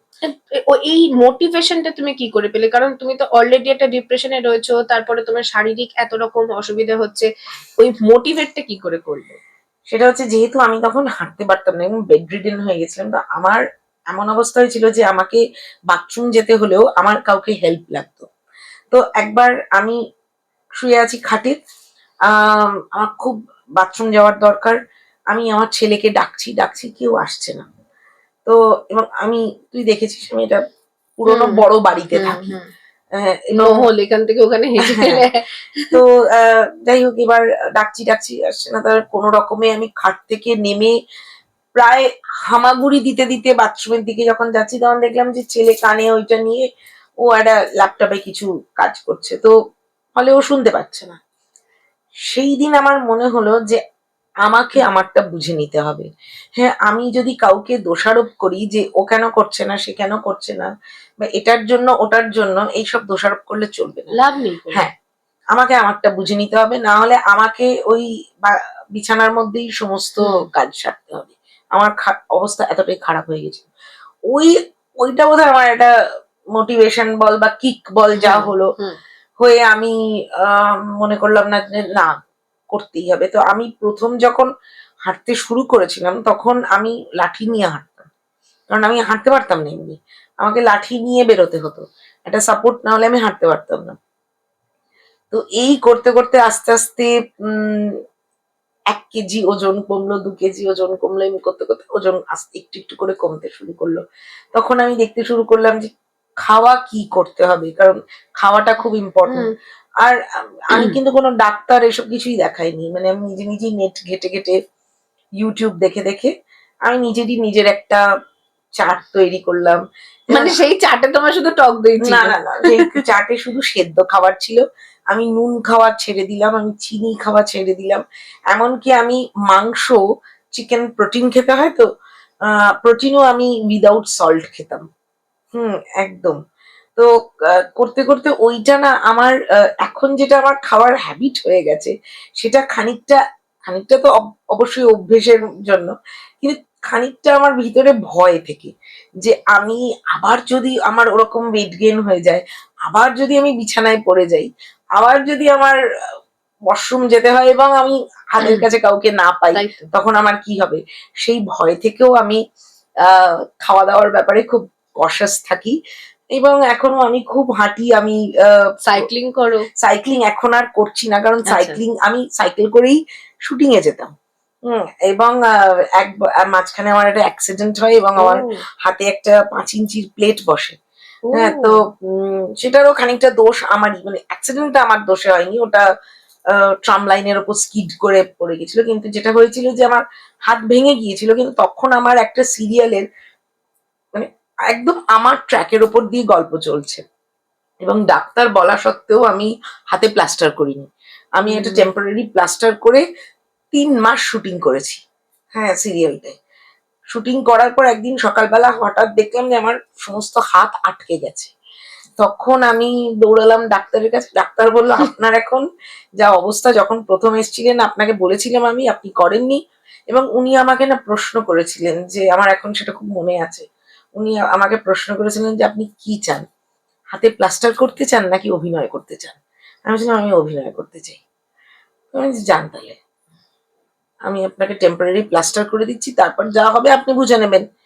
হ্যাঁ, তো আমি চলে গেছি। আমার হাতটা আটকে গেল। তারপর যখন গেলাম দেখলাম যে অ্যাকচুয়ালি আমার বোনটা আগে যেটা ক্র্যাক ছিল, সেটা আর ক্র্যাক আর কিছু নেই, সেটা একদম ভেঙে চুরমার হয়ে গেছে। মানে তখন যা সিচুয়েশন হয়েছে, তখন একটা হাতে প্লেট বসাতে হবে। তো আমার একটা 5 ইঞ্চির প্লেট বসানো হলো হাতে। তো কিন্তু ওই আর কি, মানে প্লেট, এবার আমি সিরিয়ালে বললাম ওদেরকে যে এরকম একটা প্লেট বসছে, তো আমার তো এবার একটু ছুটি দিতে হবে। তো খুবই ভালো প্রোডাকশন হাউস ছিল তখন, আমি চিত্রায়নের কন্যাদান করছিলাম সানে। তো খুবই ভালো, আমাকে ওরা একটা 1.5 মাসের গ্যাপ দিল। বললো না না, এটা মানে খুবই খারাপ, তো তুই ওটা কর, ওদের যে ইপি ঋতু বললো না না, তুই অপারেশন করে ইয়ে করে আয়, তুই চিন্তা করিস না, তোর ট্র্যাক আমরা রাখবো, হ্যাঁ, কিন্তু তুই ঠিক সুস্থ হয়ে হওয়া আয়, আগে। সুস্থ হয়ে আয়। তো ওরা সত্যি কথা রেখেছিল, মানে আমি সুস্থ হয়ে আসার পর সেই ট্র্যাকটা আবার ইন্ট্রোডিউসড হয় এবং আমি খুব আনন্দ পেয়েছিলাম। মানে যেটা হয় ভালোর জন্যই হয়। ভালোর জন্যই এখন হয়। তুমি সুস্থ আছো, এইটা সব থেকে হ্যাঁ বড় হ্যাঁ, কথা। এবং আমি সব থেকে ভালো কথা যে আমি মনের দিক থেকে সুস্থ আছি, সেটা এইটা তো খুব আরো ইম্পর্টেন্ট। বেশি ইম্পর্টেন্ট। হ্যাঁ, মানে যাই হয়ে যাক না কেন, মনটাকে ভালো রাখতে মানে হবে। শুধু শুধু আমি শুধু দই খাই না। এই তো কালকে আমি থিয়েটার করতে গেছিলাম, সেখানে মানে প্রচন্ড খেয়েছি, প্রচন্ড। এই সকালবেলা লুচি মানে তরকারি থেকে শুরু করে দুপুরে, এইটুখানি?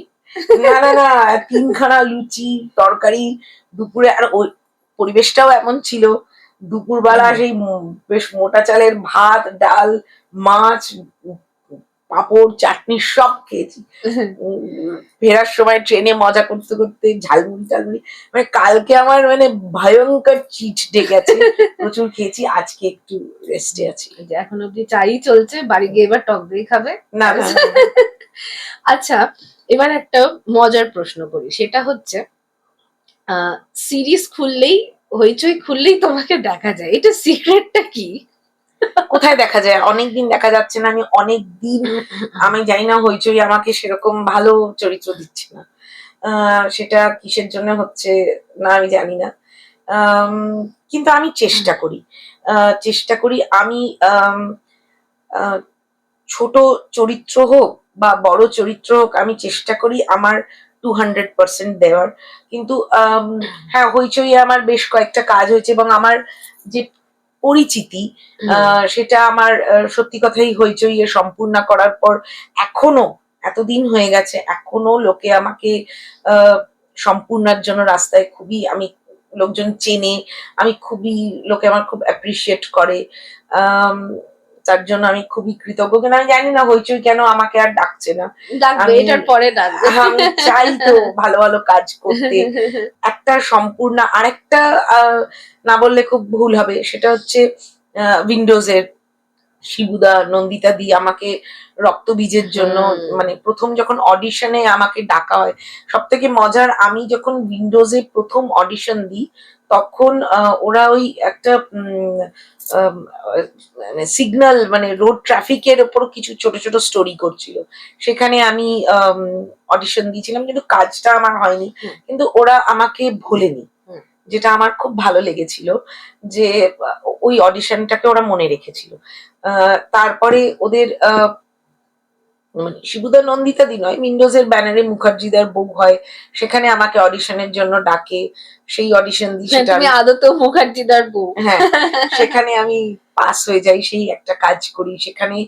নন্দিতা দি স্পেশালি এসে আমাকে মানে খুবই অ্যাপ্রিসিয়েট করেছিলেন, আদর করেছিলেন। উনি ভীষণ একটা ভীষণ মানে ওনার ভিতরে একটা ভীষণ মাদারলি ব্যাপার আছে, এবং ওনার যখন কোনো কাজ ভালো লাগে, উনি যেটা মানে ভালো লেগেছে সেটা তো বলে, কিন্তু তার সঙ্গে যে আদরটা করে সেটা ভীষণ ভালো লাগে।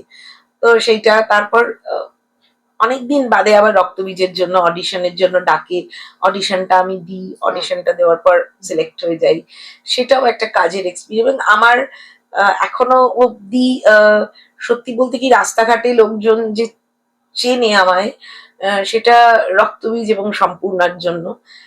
কিন্তু জানি না, আমি আবার রক্তবীজ 2 তেও করেছি, কিন্তু উইন্ডোজের ওই আমি বলেওছি জিনিয়াকে যে আমি কি শুধু রক্তবীজই করব বারবার, মানে অন্য আমি তো অন্যান্য ভালো চরিত্র করতে চাই।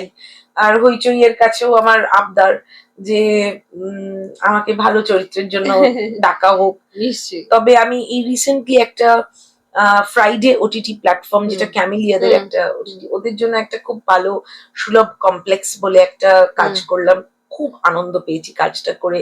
গল্পটা খুব সুন্দর, একটা হিন্দু ছেলে এবং মুসলিম মেয়ের মধ্যে প্রেম, এবং ছেলেটির যে মা মানে আমি, সে হচ্ছে অত্যন্ত ধার্মিক। হ্যাঁ, সে সারাদিন সকাল থেকে রাত অব্দি সেই গোপাল পুজো করে করে সেই মহিলা কিভাবে ট্রান্সফর্ম করে, এবং সে কিভাবে ছেলের পছন্দটাকে সে মেনে নেয়, এবং সে মনে করে যে জাতি ধর্মের ঊর্ধ্বে মানুষ। হ্যাঁ, আমার সন্তান এই মেয়েটির সাথে খুশি থাকবে, ভালো থাকবে, সেটাকেই যে শেষে সে প্রাধান্য দেয়, সেটা নিয়ে গল্পটা। খুব আনন্দ পেয়েছি গল্পটায় কাজ করে। এই যে তুমি একটা খুব ভালো দারুণ একটা কথা বললে, আমি এটা নিয়ে একটা প্রশ্ন ইনফ্যাক্ট রেখেছিলাম, তো সেটা জিজ্ঞাসাই করে ফেলি।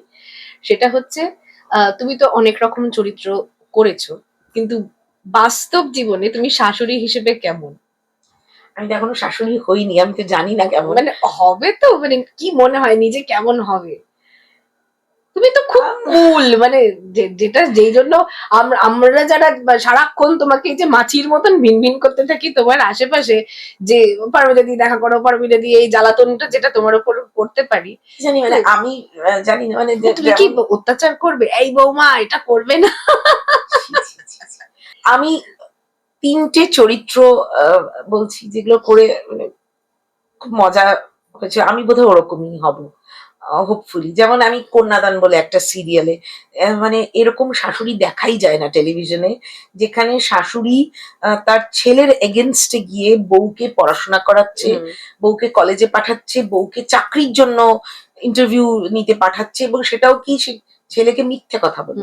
হ্যাঁ, ছেলে কন্যা সন্তান পছন্দ করে না, এদিকে মানে ছেলের বউয়ের 2টো যমজ কন্যা সন্তান হচ্ছে, এবং সেইটা শাশুড়ি ফাইট করছে। এটা একটা দারুণ ইন্টারেস্টিং একটা ক্যারেক্টার করেছিলাম। তথাগত ঘোষের একটা শর্ট ফিল্ম করেছি যদি বলে, ইফ, সেখানে আমি জানতে পারছি যে আমার মেয়ের বিয়ে হয়ে গেছে, এবং বিয়ের পর আমি জানতে পারছি যে আমার মেয়ে একটা সেম সেক্স রিলেশনশিপের মধ্যে ছিল, এবং সেখানে একটা সিন আমি সেখানে বলছি যে তুই আমাকে আগে বললি না কেন, আর পৃথিবীতে আর কেউ তোর পাশে না থাকুক, কিন্তু আমি তোর পাশে আছি, আমি তোর পাশে থাকতাম, কিন্তু এখন এরকম একটা সিচুয়েশনে যে এই যে ছেলেটি যে তোর বর, সে তো কোনো অন্যায় করেনি, তাকে তুই কষ্ট দিস না। রাইট। যাই করিস সে তো ভালো ছেলে, সে তো তোকে ভালোবাসে, তাকে তুই কষ্ট দিস না। কিন্তু সেই সঙ্গে আবার এটাও ঠিক যে তুই আমাকে কেন বললি না, তোর তো আমাকে বিশ্বাস করে বলা উচিত ছিল। এবং সেই অত্যন্ত আহ সাধারণ ঘরের মা, এই একটা ক্যারেক্টার, মানে আমার মনে হয় আমি বোধহয় এই ক্যারেক্টার গুলোর মতোই। হ্যাঁ, আমি যদি প্রথমে হয়তো যদি কোনো কিছু আমার খারাপ লাগেও, আমি কখনো জাজমেন্টাল হই না। আমি সবসময় চেষ্টা করি উল্টো দিকের মানুষটার পার্সপেক্টিভ থেকে দেখার, যে একটা মানুষ হয়তো আমার সঙ্গে খুব খারাপ ব্যবহার করলো, তাতে আমার অবশ্যই মন খারাপ হয়, কিন্তু আমার মনে হয় যে ও কেন এটা করলো। হ্যাঁ, মানে আমরা যেমন আমার সাথে কেন করলো এটা না ভেবে আমি ভাবি যে ও কেন এটা করলো, মানে আমি নিজেকে ওর দিকে ঘুরিয়ে দেখার চেষ্টা করি যে প্রবলেমটা কি, ও কি আমার প্রতি জেলাস ফিল করছে, বা ও কি ইনসিকিউর হচ্ছে আমাকে নিয়ে, বা অন্য কিছু হচ্ছে। আমি এইভাবে ভাবার চেষ্টা করি এবং চেষ্টা করি সেটাকে সলভ করে দেওয়ার চেষ্টা করি।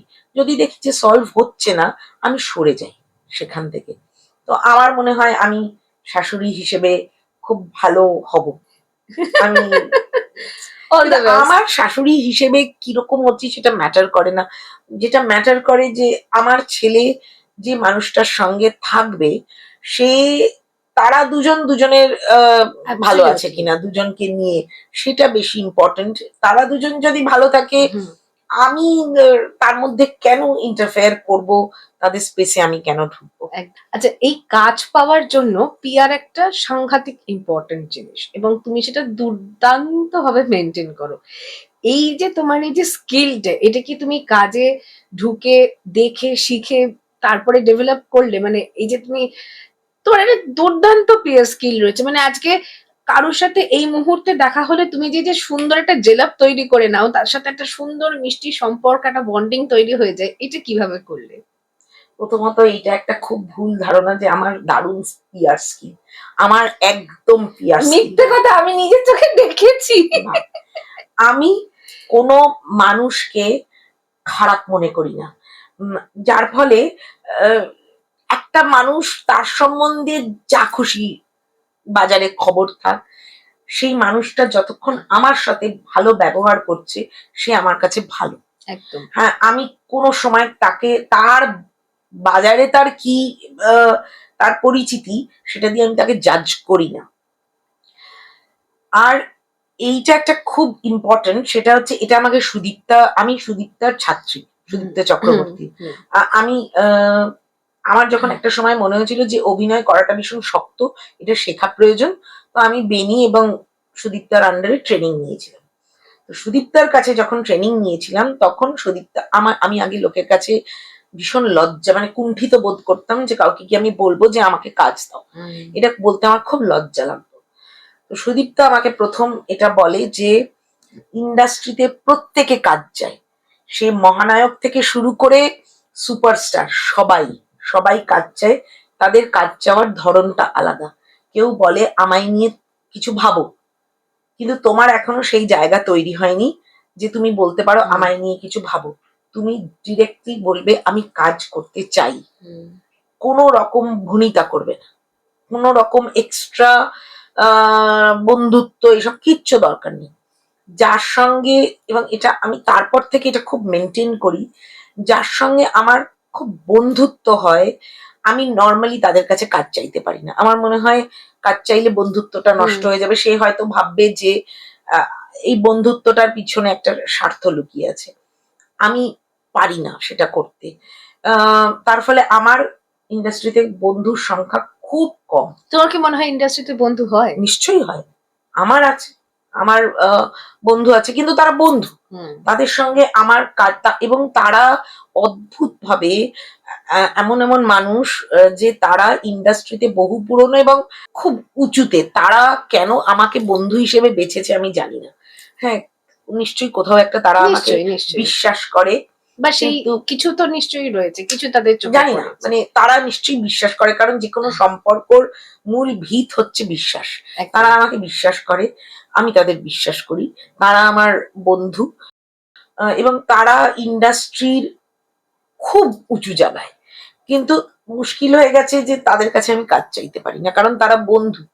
হ্যাঁ, তাদেরকে আমি বলতে পারি না যে এটা, আমার মনে হয় যে তার এই বিশ্বাসটা ভঙ্গ হয়ে যাবে, আমি বোধহয় বন্ধু হিসেবে তাকে কাজে লাগাবো, এটা আমি চাই না করতে, কারণ তার সঙ্গে আমার একটা অন্য হুম, সম্পর্ক। হুম, কিন্তু সেই জন্য আমি ইন্ডাস্ট্রিতে একদম বন্ধু পাতাই না, আমার হাতে গোনা খুব কম মানুষ যাদেরকে আমি বন্ধু বলি।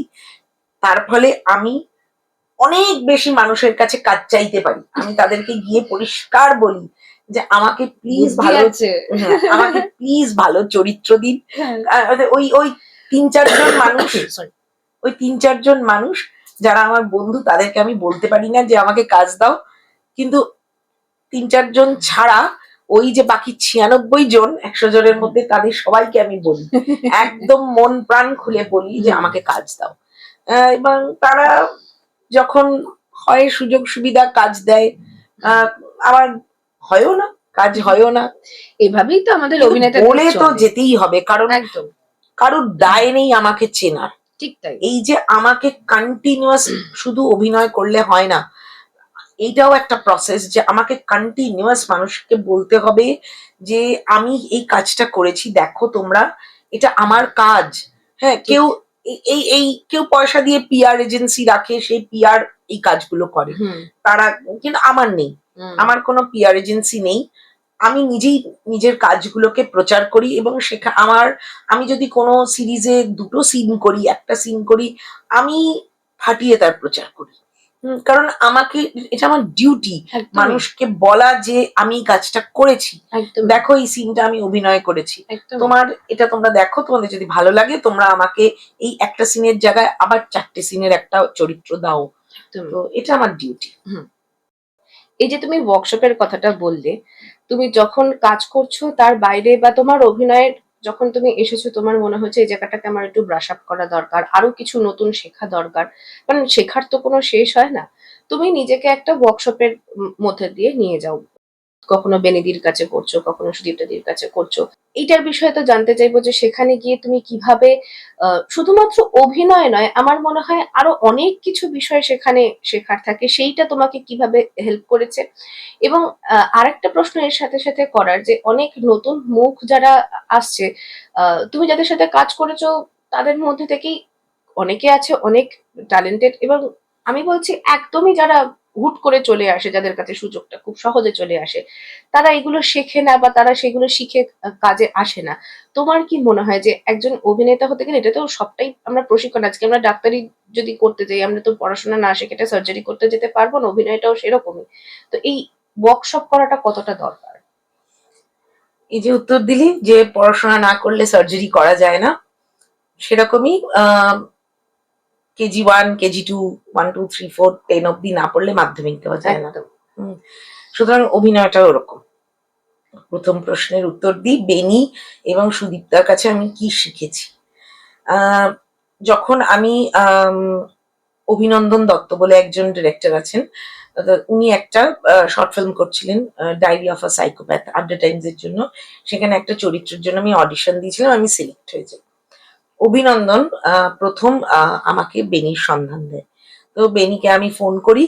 তো বেনি তখন যে অ্যামাউন্টটা বলেছিল, সেই অ্যামাউন্টটা আমার পক্ষে দেওয়া সম্ভব ছিল না, এবং আমার বাড়ির পরিবেশ যেরকম ছিল যে অভিনয় শেখার জন্য টাকা দেবে, হুম, এটা ভীষণ ডিফিকাল্ট, মানে হুম, এটা তাদের স্বপ্নেও তারা ভাবতে পারে না।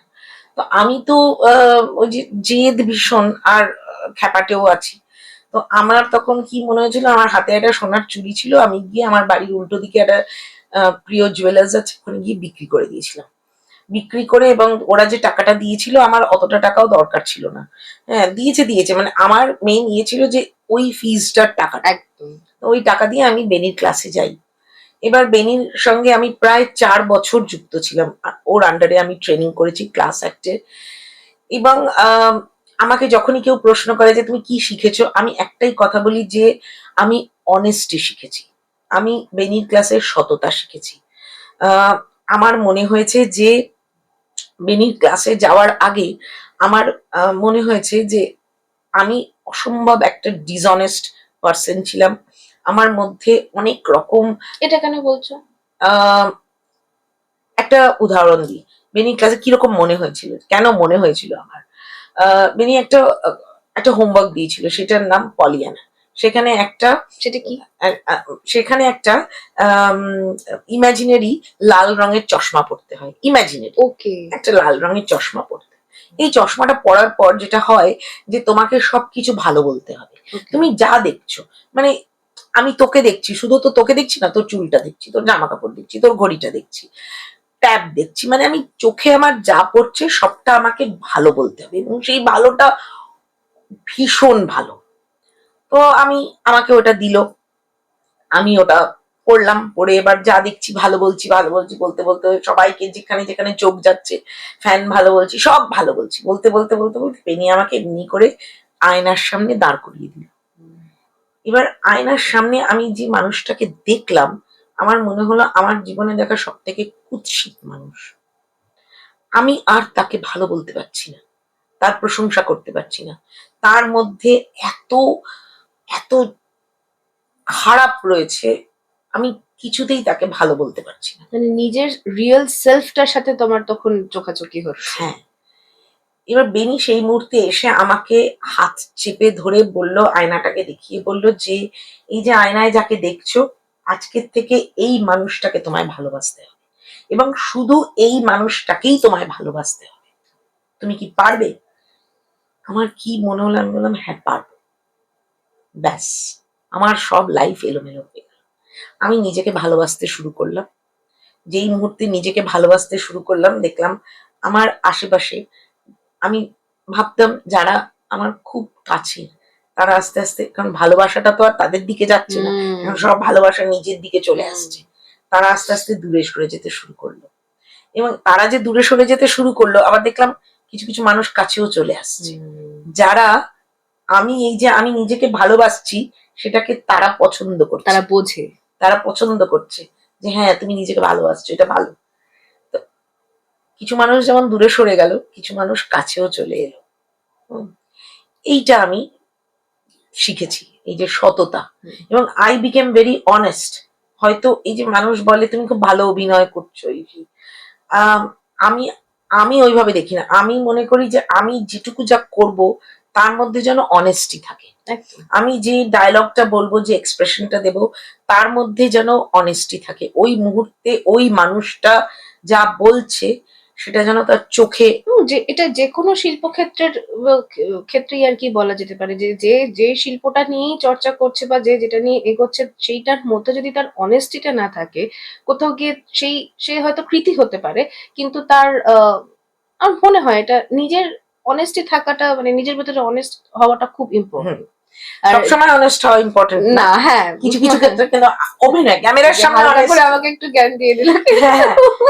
ক্যামেরার সামনে বসে অভিনয়ের ক্ষেত্রে অনেস্ট হওয়াটা খুব হ্যাঁ। ইম্পর্টেন্ট। তাই বলে সব জায়গায় অনেস্ট হওয়াটা ঠিক না। আর সুদীপ্তার কাছে আমি প্রচুর টেকনিক্যালিটিস শিখেছি। এই যে ক্যামেরায় অভিনয়টার মধ্যে যে প্রচুর টেকনিক্যাল সাইডটা থাকে, যেমন ঠিক কোন লুকটা তোমার ভালো, কোন ক্যামেরা অ্যাঙ্গেলে তোমাকে কিরকম লাগে, কোন লেন্সে কেমন, কোন লেন্সে কি হয়, এই যে টেকনিক্যালিটিস গুলোর খুঁটিনাটি, এগুলো আমি সুদীপ্তার কাছে শিখেছি। তারপর ডায়ালেক্ট, বাচিক, এইটা আমি সুদীপ্তার কাছে শিখেছি। হ্যাঁ, এই যে মানে আমি মানে টেকনিক্যাল সাইডটা সুদীপ্তার ক্লাসে আমার খুব হেল্প করেছে।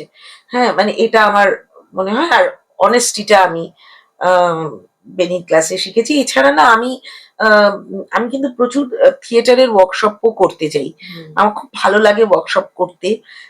আমি যখনই আমার কোনো কাজ থাকে না, আমাদের কাজগুলো তো এরকম যে হয়তো একটা সময় আমি খুব ব্যস্ত, তারপর আবার অনেকটা সময় আমার কোনো কাজ নেই, আমি একলা বসে আছি। এবার সেই সময়গুলো আমি দুঃখ করব, কেন আমায় কাজ দিচ্ছ না, কেন আমায় কাজ দিচ্ছ না, ওরা কাজ পাচ্ছে আমি পাচ্ছি না, এইসব বলে টলে ফেসবুকে 4টি দুঃখের কথা লিখবো। হয় এটা করতে পারি, অথবা আমি খুঁজে আমি সময়টাকে ওয়ার্কশপের জন্য কাজে। যেমন এই মুহূর্তে আমি কিন্তু প্রায় 3-4 মাস হয়ে গেছে আমি খুব রেগুলার বেসিসে কাজ করছি না। হ্যাঁ, মানে নর্মালি যেরকম হয় সেরকম কাজ করছি না, নয় মানে আমি সেরকম কাজ পাচ্ছি না। তো আমি এখন যেমন এনএসডির একজন স্টুডেন্ট, সে বম্বেতে থাকে, আমি তার কাছে ওয়ার্কশপ করছি অনলাইনে, মানে আমি শিখছি তার কাছে। ওর নাম রনক খান। তো রনকের কাছে আমি অনলাইন ক্লাসেস করছি, অনেক কিছু শিখছি। আজকে যেমন ক্লাসটা আমি করতে পারলাম না, এখানে এলাম বলে। তো এটা আমার একটা লং कुछ প্রসেস। पाने के लिए कुछ खोना पड़ता হ্যাঁ, है। লং প্রসেসে। বা যেমন আজকে রাত্রিরেই আমার এক বন্ধু, ও স্পিরিচুয়াল ক্লাসেস নেয় রাত্রিবেলা 11টার সময়, সেই ক্লাসটা করব। তুমি কি যোগা টোগা এগুলো আমি যোগা, হ্যাঁ যোগা করি, আমার ওখানে একটা যোগা সেন্টার আছে, আমি সেখানে যোগা করি। কিন্তু যোগা করা তো খুবই ভালো, সব ভালো, কিন্তু আমার যেটা খুব শান্তি পাই সেটা হচ্ছে আমি হাঁটি। এবং আমার হাঁটার সময় আমি কোনো ডেস্টিনেশন ফিক্স করি না, আমি হাঁটতে থাকি, হাঁটতে হাঁটতে কোথায় যে চলে যাই, হারিয়েও যাই মাঝে মাঝে। তারপরে আবার গুগল ম্যাপ খুলে, এখন তো এটা সুবিধা হ্যাঁ, হয়েছে, হ্যাঁ। গুগল ম্যাপ খুলে আবার এদিক ওদিক হুম, ঘুরতে ঘুরতে ঘুরতে ঘুরতে ঠিক চলে আসি। দ্বিতীয় প্রশ্নতে আসি, যে হ্যাঁ, নতুন হ্যাঁ, যারা হ্যাঁ। আসছে তারা এবার দেখ, কে ওয়ার্কশপ করবে কি করবে না আমি সেটা তাকে বলতে পারি না, কিন্তু আমি এটা দেখেছি যে কেউ যদি, কারণ অভিনয় বিষয়টা যত ইজি মনে হয় বাইরে থেকে, তত তো ইজি নয়। তুই নিজেও অভিনয় করেছিস, এখানে বলে রাখি ও কিন্তু খুব ভালো অভিনয় করে, আমি ওর সঙ্গে স্ক্রিন শেয়ার করেছি। তো তুই নিজেও জানিস যে অভিনয় জিনিসটা খুব শক্ত। থ্যাংক ইউ তুমি এটা বললে। না, এটা ট্রুথ। এবং আমি তোকে কাজ করার সময়ও বলেছি একদম যে একদম। তুই খুব ভালো অভিনয় করিস, এবং এটা আমি সবসময় ওকে, এটা আমার আক্ষেপ যে ও কেন এখনো মানে সেই চর্চাটার থেকে একটু সরেছে। ও যেটা করছে খুব ভালো কাজ করছে, সেটা ওকে আনন্দ দিচ্ছে, সব ভালো কথা, কিন্তু আমি যেহেতু ওকে ভালো অভিনয় করতে দেখেছি, তাই আমার ওইটা একটা হালকা আক্ষেপ, যেন ও আবার ফিরে আসে, ও যেভাবে হোক যেন আস্তে আস্তে একটু একটু করে আবার ফিরে আসে। হুম। এবং ওর ফিরে আসার সঙ্গে সঙ্গে যেন আমিও অনেক ফিরে আসতে পারি। একদম একসাথে ফিরবো এই যে আমরা। আমি নিজের পিয়ার নিজে করে দিলাম। তো এবার আমি কাউকে বলতে পারি না যে তুমি ওয়ার্কশপ করো বা কিছু করো, কিন্তু আমি একটা জিনিস লক্ষ্য করেছি, উম, যাদের ভেতরে কিউরিয়াসিটি, হয়তো সে, যেমন এই খুব রিসেন্টলি আমি একজনের সঙ্গে একটা সিরিয়ালে কাজ করলাম, সে ডান্স বাংলা ডান্স বলে একটা প্ল্যাটফর্ম থেকে এসছে, এবং তার সঙ্গে সে একটা সিরিয়ালের হিরোইন লিড, তার সঙ্গে অভিনয় করতে গিয়ে, এবং অদ্ভুতভাবে সে একটা মানে 19 না 20 বছর বয়স, এবং সে যে চরিত্রটা করছিল সেই চরিত্রটা প্রায় 50-55 বছরের একটা বয়স্ক। তাদের বোধহয় একটা, মানে যেহেতু আমি সিরিয়ালটা অনেকদিন করিনি, ক্যামিও ক্যারেক্টার করেছিলাম, আমি অতটা গল্প জানি না, কিন্তু যেটা শুনলাম আমি চমকে গেছি ওর অভিনয় দেখে। মানে আমি, এত ভালো অভিনয় করছিল মেয়েটি, আমি না তাকে বারবার, মানে আমার কিরকম একটা না ভেতর থেকে করছিল, এবং আমি তাকে, সে জানি না সে হয়তো বিরক্তও হয়েছে, আমি বারবার তাকে বলছি যে তুমি তুমি কিন্তু একটা প্রশিক্ষণ নাও। হ্যাঁ, তোমার একটা প্রশিক্ষণ খুব দরকার, না হলে না তুমি, মানে তোমার ভিতরে একটা আছে, এবার ওটাকে না পালিশ করো। হ্যাঁ, এটা সবসময় তো এটা দেখতে পাই না, এবং অনেক ক্ষেত্রেই দেখেছি যে হয়তো সে একটা দারুণ চরিত্র করছে, কিন্তু সে কোনো ট্রেনিং বা কিছু নিল না, সে মনে করলো এটা দিয়েই হয়ে যাবে। কিন্তু পরবর্তী সময়ে না আমি দেখেছি যে তারা না হয় ওই একটা এক ধরনের চরিত্রে সে আটকে যায়, একটা প্যাটার্নে ইউজ টু হয়ে যায় একটা প্যাটার্নে আটকে যায়, মানে বারবার সে হয়তো প্রজেক্ট তার বদলাচ্ছে, সে হয়তো প্রচুর টাকা রোজগার করছে, কিন্তু স্কিল ডেভেলপমেন্টটা হচ্ছে স্কিল না। ডেভেলপমেন্ট হচ্ছে না, ওই একই রকম চরিত্রে সে আটকে আটকে আটকে আটকে যাচ্ছে। এবার সে হয়তো মনে করছে যে আমি আমি তো টাকা রোজগার করছি, আমার তো গাড়ি হচ্ছে বাড়ি হচ্ছে, সেটা তার চয়েস, কিন্তু আমি মনে করি যে আমার স্কিল ডেভেলপমেন্টটা ভীষণ প্রয়োজন। মানে আমার মনে হয় যে মানুষ আমাকে আমার গাড়ি বাড়ি নয়, আমার চরিত্র দিয়ে আমাকে মনে রাখুক। যেদিন আমি থাকবো না, যখন আমি পৃথিবীতে থাকবো না, মানুষ যেন আমাকে আমার চরিত্র দিয়ে মনে রাখে। হ্যাঁ, সেইটার জন্য কিন্তু স্কিল ডেভেলপ করাটা খুব প্রয়োজন, ওয়ার্কশপ করা খুব প্রয়োজন, না হলে গাড়ি বাড়ি হবে, পরিচিতি হবে না। তুমি এই ওয়ার্কশপের কথা বলতে গিয়ে যে এই যে অনেস্টির কথাটা বললে, যে তোমাকে আয়নায় যখন ঘুরিয়ে দিল, তুমি চোখাচোখি যখন নিজের সামনে হলে, ঠিক এই জায়গাটা থেকে আমি জানতে চাইবো, অভিনেত্রী পারমিতা মুখার্জির থেকে আমি অভিনেত্রী শব্দটা যদি তুলে নিই, বাস্তবের পারমিতা মুখার্জি মানে তুমি নিজে নিজেকে কতটা চেনো? রোজ চিনছি, একটু একটু করে, রোজ তো একটু একটু করে বদলাচ্ছি। যেমন আগে মনে হতো আমি হচ্ছি ইউনিভার্সাল মাদার, এখন আমি আর মানুষের মা হতে চাই না। আমি একদম চাই না। আমার খুব ইচ্ছা করে ধুরন্ধরে যেরকম রণবীর সিং যেরকম, তোমার ওই ডিমের কষাটা না আমার এখনো জিভে লেগে আছে, আবার যাও রান্না করে খাওয়াবো। হ্যাঁ, এখন আর আমার এসব ভাল লাগে না। মনে হয় ওরকম একটা হালকা করে কাটিয়ে দিচ্ছে ব্যাপারটা, আছিস না। হ্যাঁ, কিন্তু না, আমি রোজ রোজ নিজেকে দেখছি, নিজেকে বদলাচ্ছি। তবে আমি ওই যে আগেও বললাম যে আমি বেসিক্যালি, আমি আসলে মানুষ বদলাতে চাইলেও যে খুব একটা বদলাতে পারে, কারণ নিজের একটা সেলফ আছে, সেই সেলফটাকে তো দুম করে বদলে দেওয়া যায় না, সেটা সেটা থেকে যায়। আর যেগুলো বদলানো, ওপর ওপর যেগুলো বদলানো, সেগুলো খুব সুপারফিশিয়াল। তো আমি বেসিক্যালি মানুষটা এমনি মানে একটু বোধহয় একটু বেশি ইমোশনাল। হ্যাঁ, ইমোশনই আমাকে শেষ করে দিচ্ছে আর কি।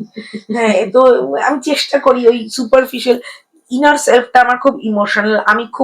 আমি খুব লাভিং, আমি খুব মানুষকে ভালোবাসি। আমি খুব মানুষের সোল টাচ করতে ভালোবাসি। আমার ওই ওপরে ওপরে সুপারফিশিয়াল কিছু আমার ভালো লাগে না। আমার যদি কারোর সঙ্গে কথা বলে গল্প করে আমি যদি খুব আম, আমি যদি ভিতর থেকে খুব আনন্দ না পাই, আমি তাকে আঘাতও করি না, কিন্তু আমি চেষ্টা করি তার থেকে একটু দূরে থাকার। তার সঙ্গে কোথাও দেখা হলে কেমন আছো, ভালো আছো, ওর মধ্যে ছেড়ে দিই। কিন্তু আমি চেষ্টা করি মানুষের সঙ্গে একটু একদম মানে খুব গভীর ভাবে কানেক্টেড হতে। এবার অনেক সময় না সেগুলো আবার একটু মানে মানুষ একটু ভুলও বুঝে ফেলে আর কি। ওই জন্য আমি ইদানিং একটুখানি গভীর ভাবে কানেক্টেড হওয়া থেকে একটুখানি নিজেকে সামলিয়ে রাখি। বেশি আর গভীর টভীরে যেতে চাই না। আমার মনে হয় যা কিছু ওই সুপারফিশিয়াল যা কিছু হচ্ছে সেটাই ঠিক।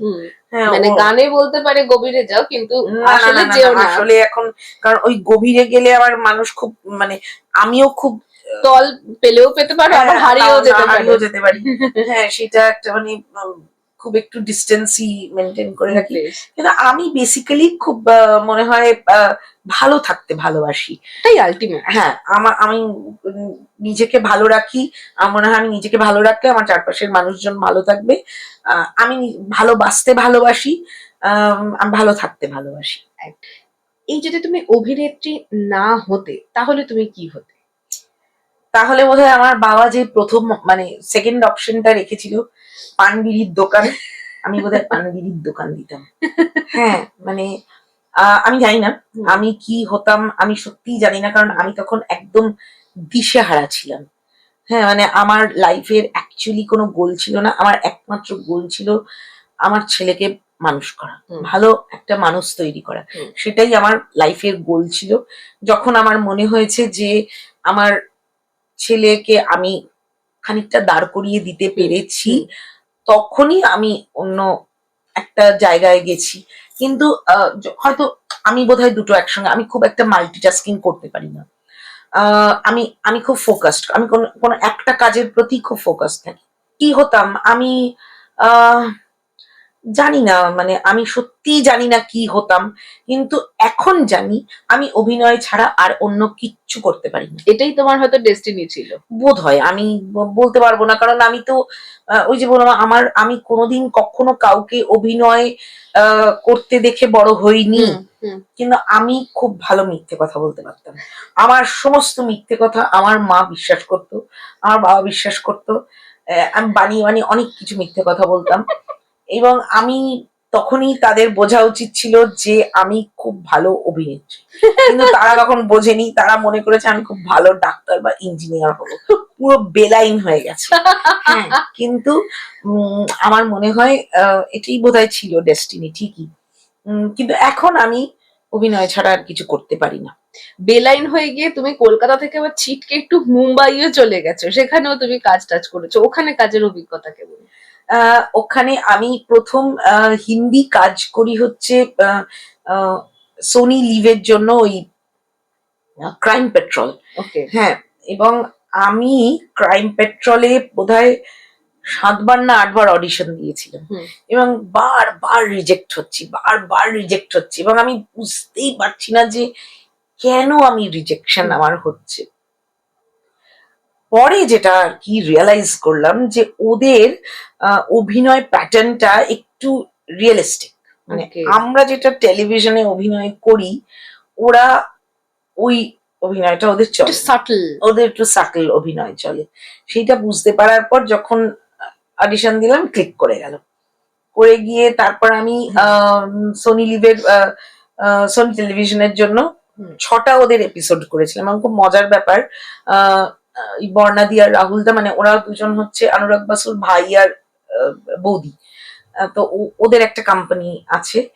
তো ওরা যখনই কলকাতার কোনো গল্প হতো, ওরা একসঙ্গে হয়তো 3টে বা 4টে গল্প নিয়ে কলকাতায় আসতো, এখানেই শুটিং করতো।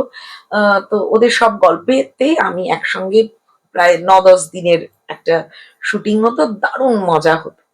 তারপরে আমি বিভিন্ন অডিশনস দিয়েছি। আমি এই বিজয় নাম্বিয়ারের কালা করেছি।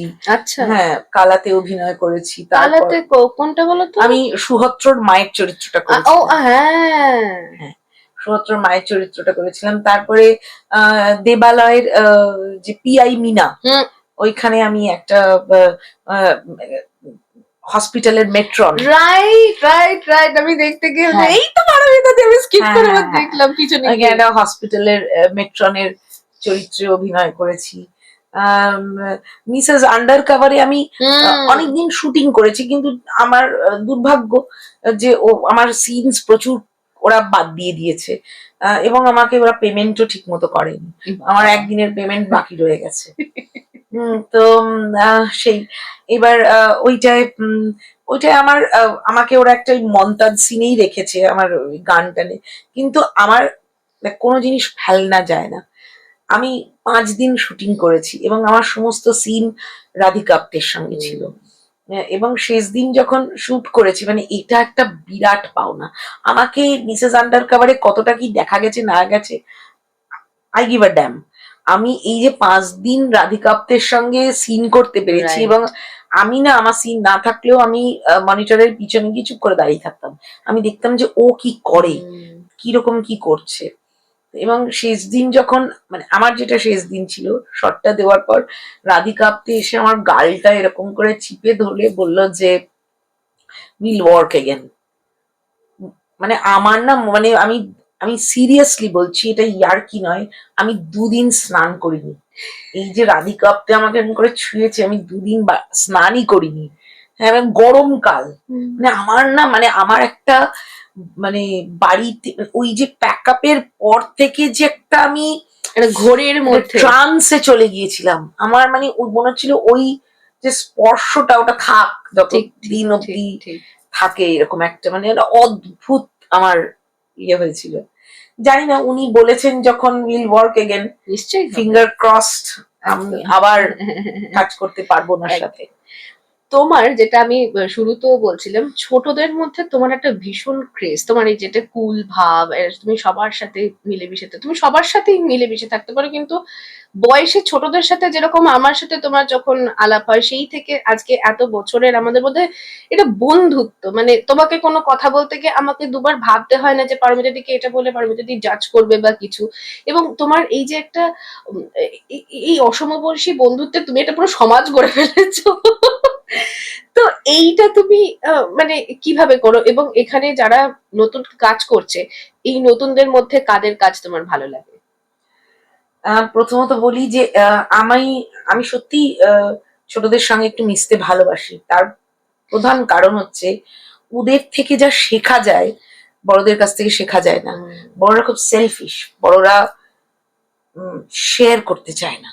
ছোটরা, বিশেষ করে আজকের দিনে যারা এই কি সব জেনজি এসব বলে, জেন এক্স ওয়াই জেড যাই হোক, আলফাটা কি সব আজকাল সব নাম যাই হোক যাই না, আমি দেখেছি এরা খুব দে আর ভেরি শেয়ারিং। লোকে বলে যে এই সমাজ অধঃপতনে গেছে, এরা এত খারাপ, ওরা না, বরং এই আমরা খারাপ। আমি ভীষণ লক্ষ্য করে দেখেছি যে এই যে ছোটরা, এরা এরা প্রচন্ড ম্যাচিওর। এরা জীবনটাকে যেভাবে দেখে আমরা সেভাবে দেখতাম না।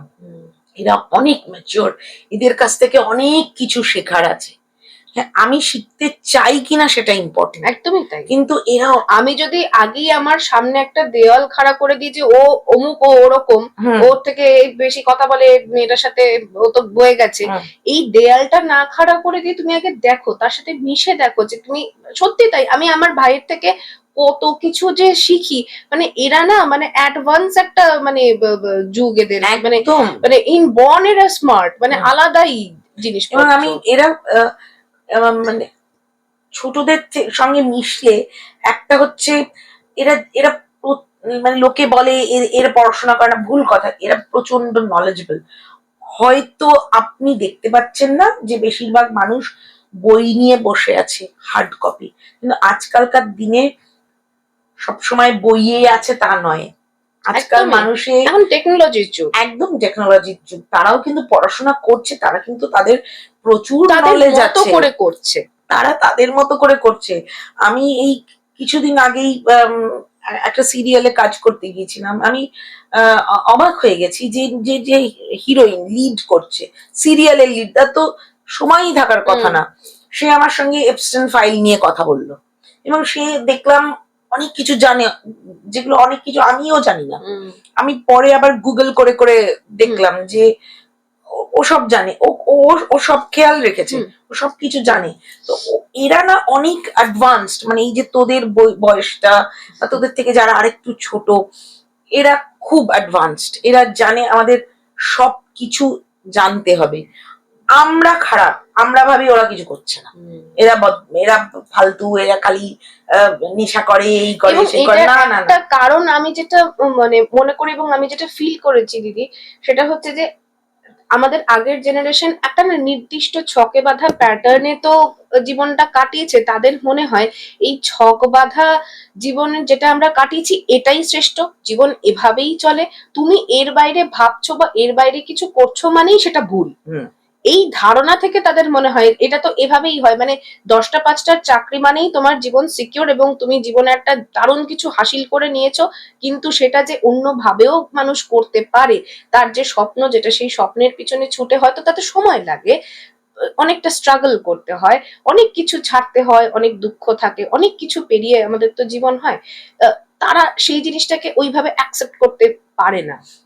সেটা তো একজন মানুষ বলেছিল যে পৃথিবী সূর্যের চারিদিকে ঘোরে, সূর্য পৃথিবীর চারিদিকে ঘোরে না।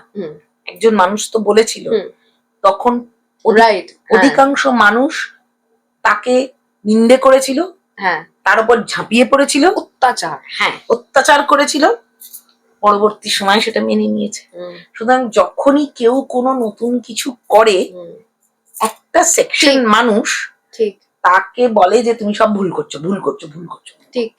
হ্যাঁ, তারপর যখন সে প্রুভ করে যে দেখো এটা এরকম, তোমরা ও না, ও ঠিক করছিল, না না ঠিকই ভুল করছিল, করতে করতে আবার ভালোই চাই, সেই জন্যই বলেছি। হ্যাঁ, তো এইটা না হবে যখনই কেউ কোনো নতুন, যখনই কোনো পাথ ব্রেক করে কেউ, তখন কিছু মানুষ থাকে, কারণ তারা তো পাথটা ব্রেক করেনি, তারা দেখেই। হ্যাঁ, তো সে যখন পাথ ব্রেক করে তখন একটা রেজিস্ট্যান্স মানুষ করে, হ্যাঁ, কিন্তু ওই ট্রাস্ট করতে পারে না। তারপর যখন কিছুদিন বাদে ট্রাস্ট করতে শুরু করে, কিন্তু এটা করতে তো হবে, কেউ না কেউ তো একটা নতুন পাথ শুরু করবে, আমাকে তার উপর ভরসা রাখতে হবে। আমি যদি প্রথমেই বলি যে না তুমি এটা পারবে না, তাহলে তো মুশকিল। ঠিক ঠিক। আমার আমার এক্সপিরিয়েন্স আছে, তোর এক্সপিরিয়েন্স নেই, কম। হুম নেই না, কম আছে। হুম আমি, তুই একটা পাথ ব্রেকিং কিছু করতে যাচ্ছিস, হুম। চেষ্টা করছিস, আমি যদি প্রথমেই বলে দিই যে এটা ভুল, হুম। এটা করে কিছু হবে না, হুম, তাহলে তো তুই আর ওইদিকে যাবিই না। একদমই। আমি কি বলতে পারি যে তুই যা, চেষ্টা করে দেখ। হ্যাঁ তুই যা, সামনে হয়তো গাড্ডা আছে, তুই হুম, পড়েও যেতে পারিস, তোর হাত পা কেটে যেতে পারে, hmm, but at the end of the day আমি বলবো যে না, Sayantani gave it a try. Hmm, hmm, hmm, এটা তো আমি বলতে পারবো। তো একদম। আমার মনে হয় যে গিভ ইট আ ট্রাই। হুম, সবসময় যে তুমি সফল হবে, তোমার যে সবকিছু ভালো হবে তার নয়, না, কিন্তু অ্যাটলিস্ট তুই শিক্ষাটা তো পাবে। হ্যাঁ অ্যাটলিস্ট তুই বুঝেছিস যে এখান দিয়ে যেতে গেলে আমার এখানটা একটু চড়ে যেতে পারে, হুম, পরের বার পরের যাওয়ার বার সময় হয়তো তুই ওটাকে একটুখানি সাইড কাটিয়ে করে দিয়ে যা। যাও, রাইট, একদম তো এই ভরসাটা নতুনদের ওপর তো রাখতেই হবে। ঠিক। যাই হোক, আমরা খুব সুন্দর একটা আড্ডা দিলাম অনেকদিন পর পারমিতাদির সাথে। আবার চায়ের সাথে একটা আমরা গল্প করলাম, নানান রকম গল্প, যে গল্পগুলো আমরা আহ, একান্তে করতাম সেটা আজকে ক্যামেরার সামনে করলাম, এবং অনেক কিছু জিনিস নিয়ে আলোচনা হলো। আপনাদের নিশ্চয়ই এই এপিসোডটি খুব ভালো লেগেছে, কিন্তু পারমিতাদি, এপিসোডটা শেষ হওয়ার আগে তুমি যে তোমার মূল্যবান সময় আমাদের সাথে এই যে কাটালে, তার জন্য তোমার জন্য আছে একটা ছোট্ট উপহার। দারুণ, এর থেকে কি ভালো হতে পারে? হ্যাঁ, এই যে ট্রু সেন্সে ব্রাহ্মণ দেখুন এসছি, খাওয়া দাওয়া করছি, আবার জিনিসও নিয়ে যাচ্ছি, খাবার প্যাক করে আবার নিয়ে যাচ্ছি। আমিও ব্রাহ্মণ, সেই জন্য ওই তো আমাদের এই ফিল্ম এবং এ আসার জন্য আর এত সুন্দর একটা আড্ডা দেওয়ার জন্য এই স্মৃতি স্মারকটুকু তোমার জন্য। Thank you so much. On a serious note, এগুলো ইয়ার্কি করে বলছিলাম, মজা করে, কিন্তু আমি জাতপাত ধর্ম এসব মানি না। হ্যাঁ, উম, আমার এখানে এসে উম, ভালো লাগার কথাটা তো বলেইছি। সব থেকে যেটা আনন্দ দিচ্ছে যে এই যে আমরা পাথ ব্রেকের কথা বলছিলাম, সায়ন্তনী এই একটা নতুন পাথ ব্রেক করছে, এই যে কাজটা করছে, এটা আমাকে সব থেকে বেশি আনন্দ দিয়েছে। এবার আর একটা জিনিস খুব আনন্দ লেগেছে, যেখানে ক্যামেরার সামনে সায়ন্তনীকে আমি ছেড়ে এসেছিলাম, আজকে সায়ন্তনী অনেক অনেকটা ম্যাচিওর করেছে। আরেকটু ম্যাচিওরিটি আমি দেখতে চাই বড় পর্দায়। আশীর্বাদ করো। এখানেই শেষ নয়, আরো একটা উপহার রয়েছে। আরো একটা। আমাদের এই এপিসোডটি স্পন্সর্ড বাই পিলেদেস, তাই পিলেদেসের পক্ষ থেকে তোমার জন্য রয়েছে এই উপহারটা। থ্যাংক ইউ পিলেদার্স, অ্যান্ড থ্যাংক ইউ ফিল্ম এবং। আর যেরকমটা আমি বলে থাকি, এরকম আরো দুর্দান্ত এপিসোডস আসতে চলেছে।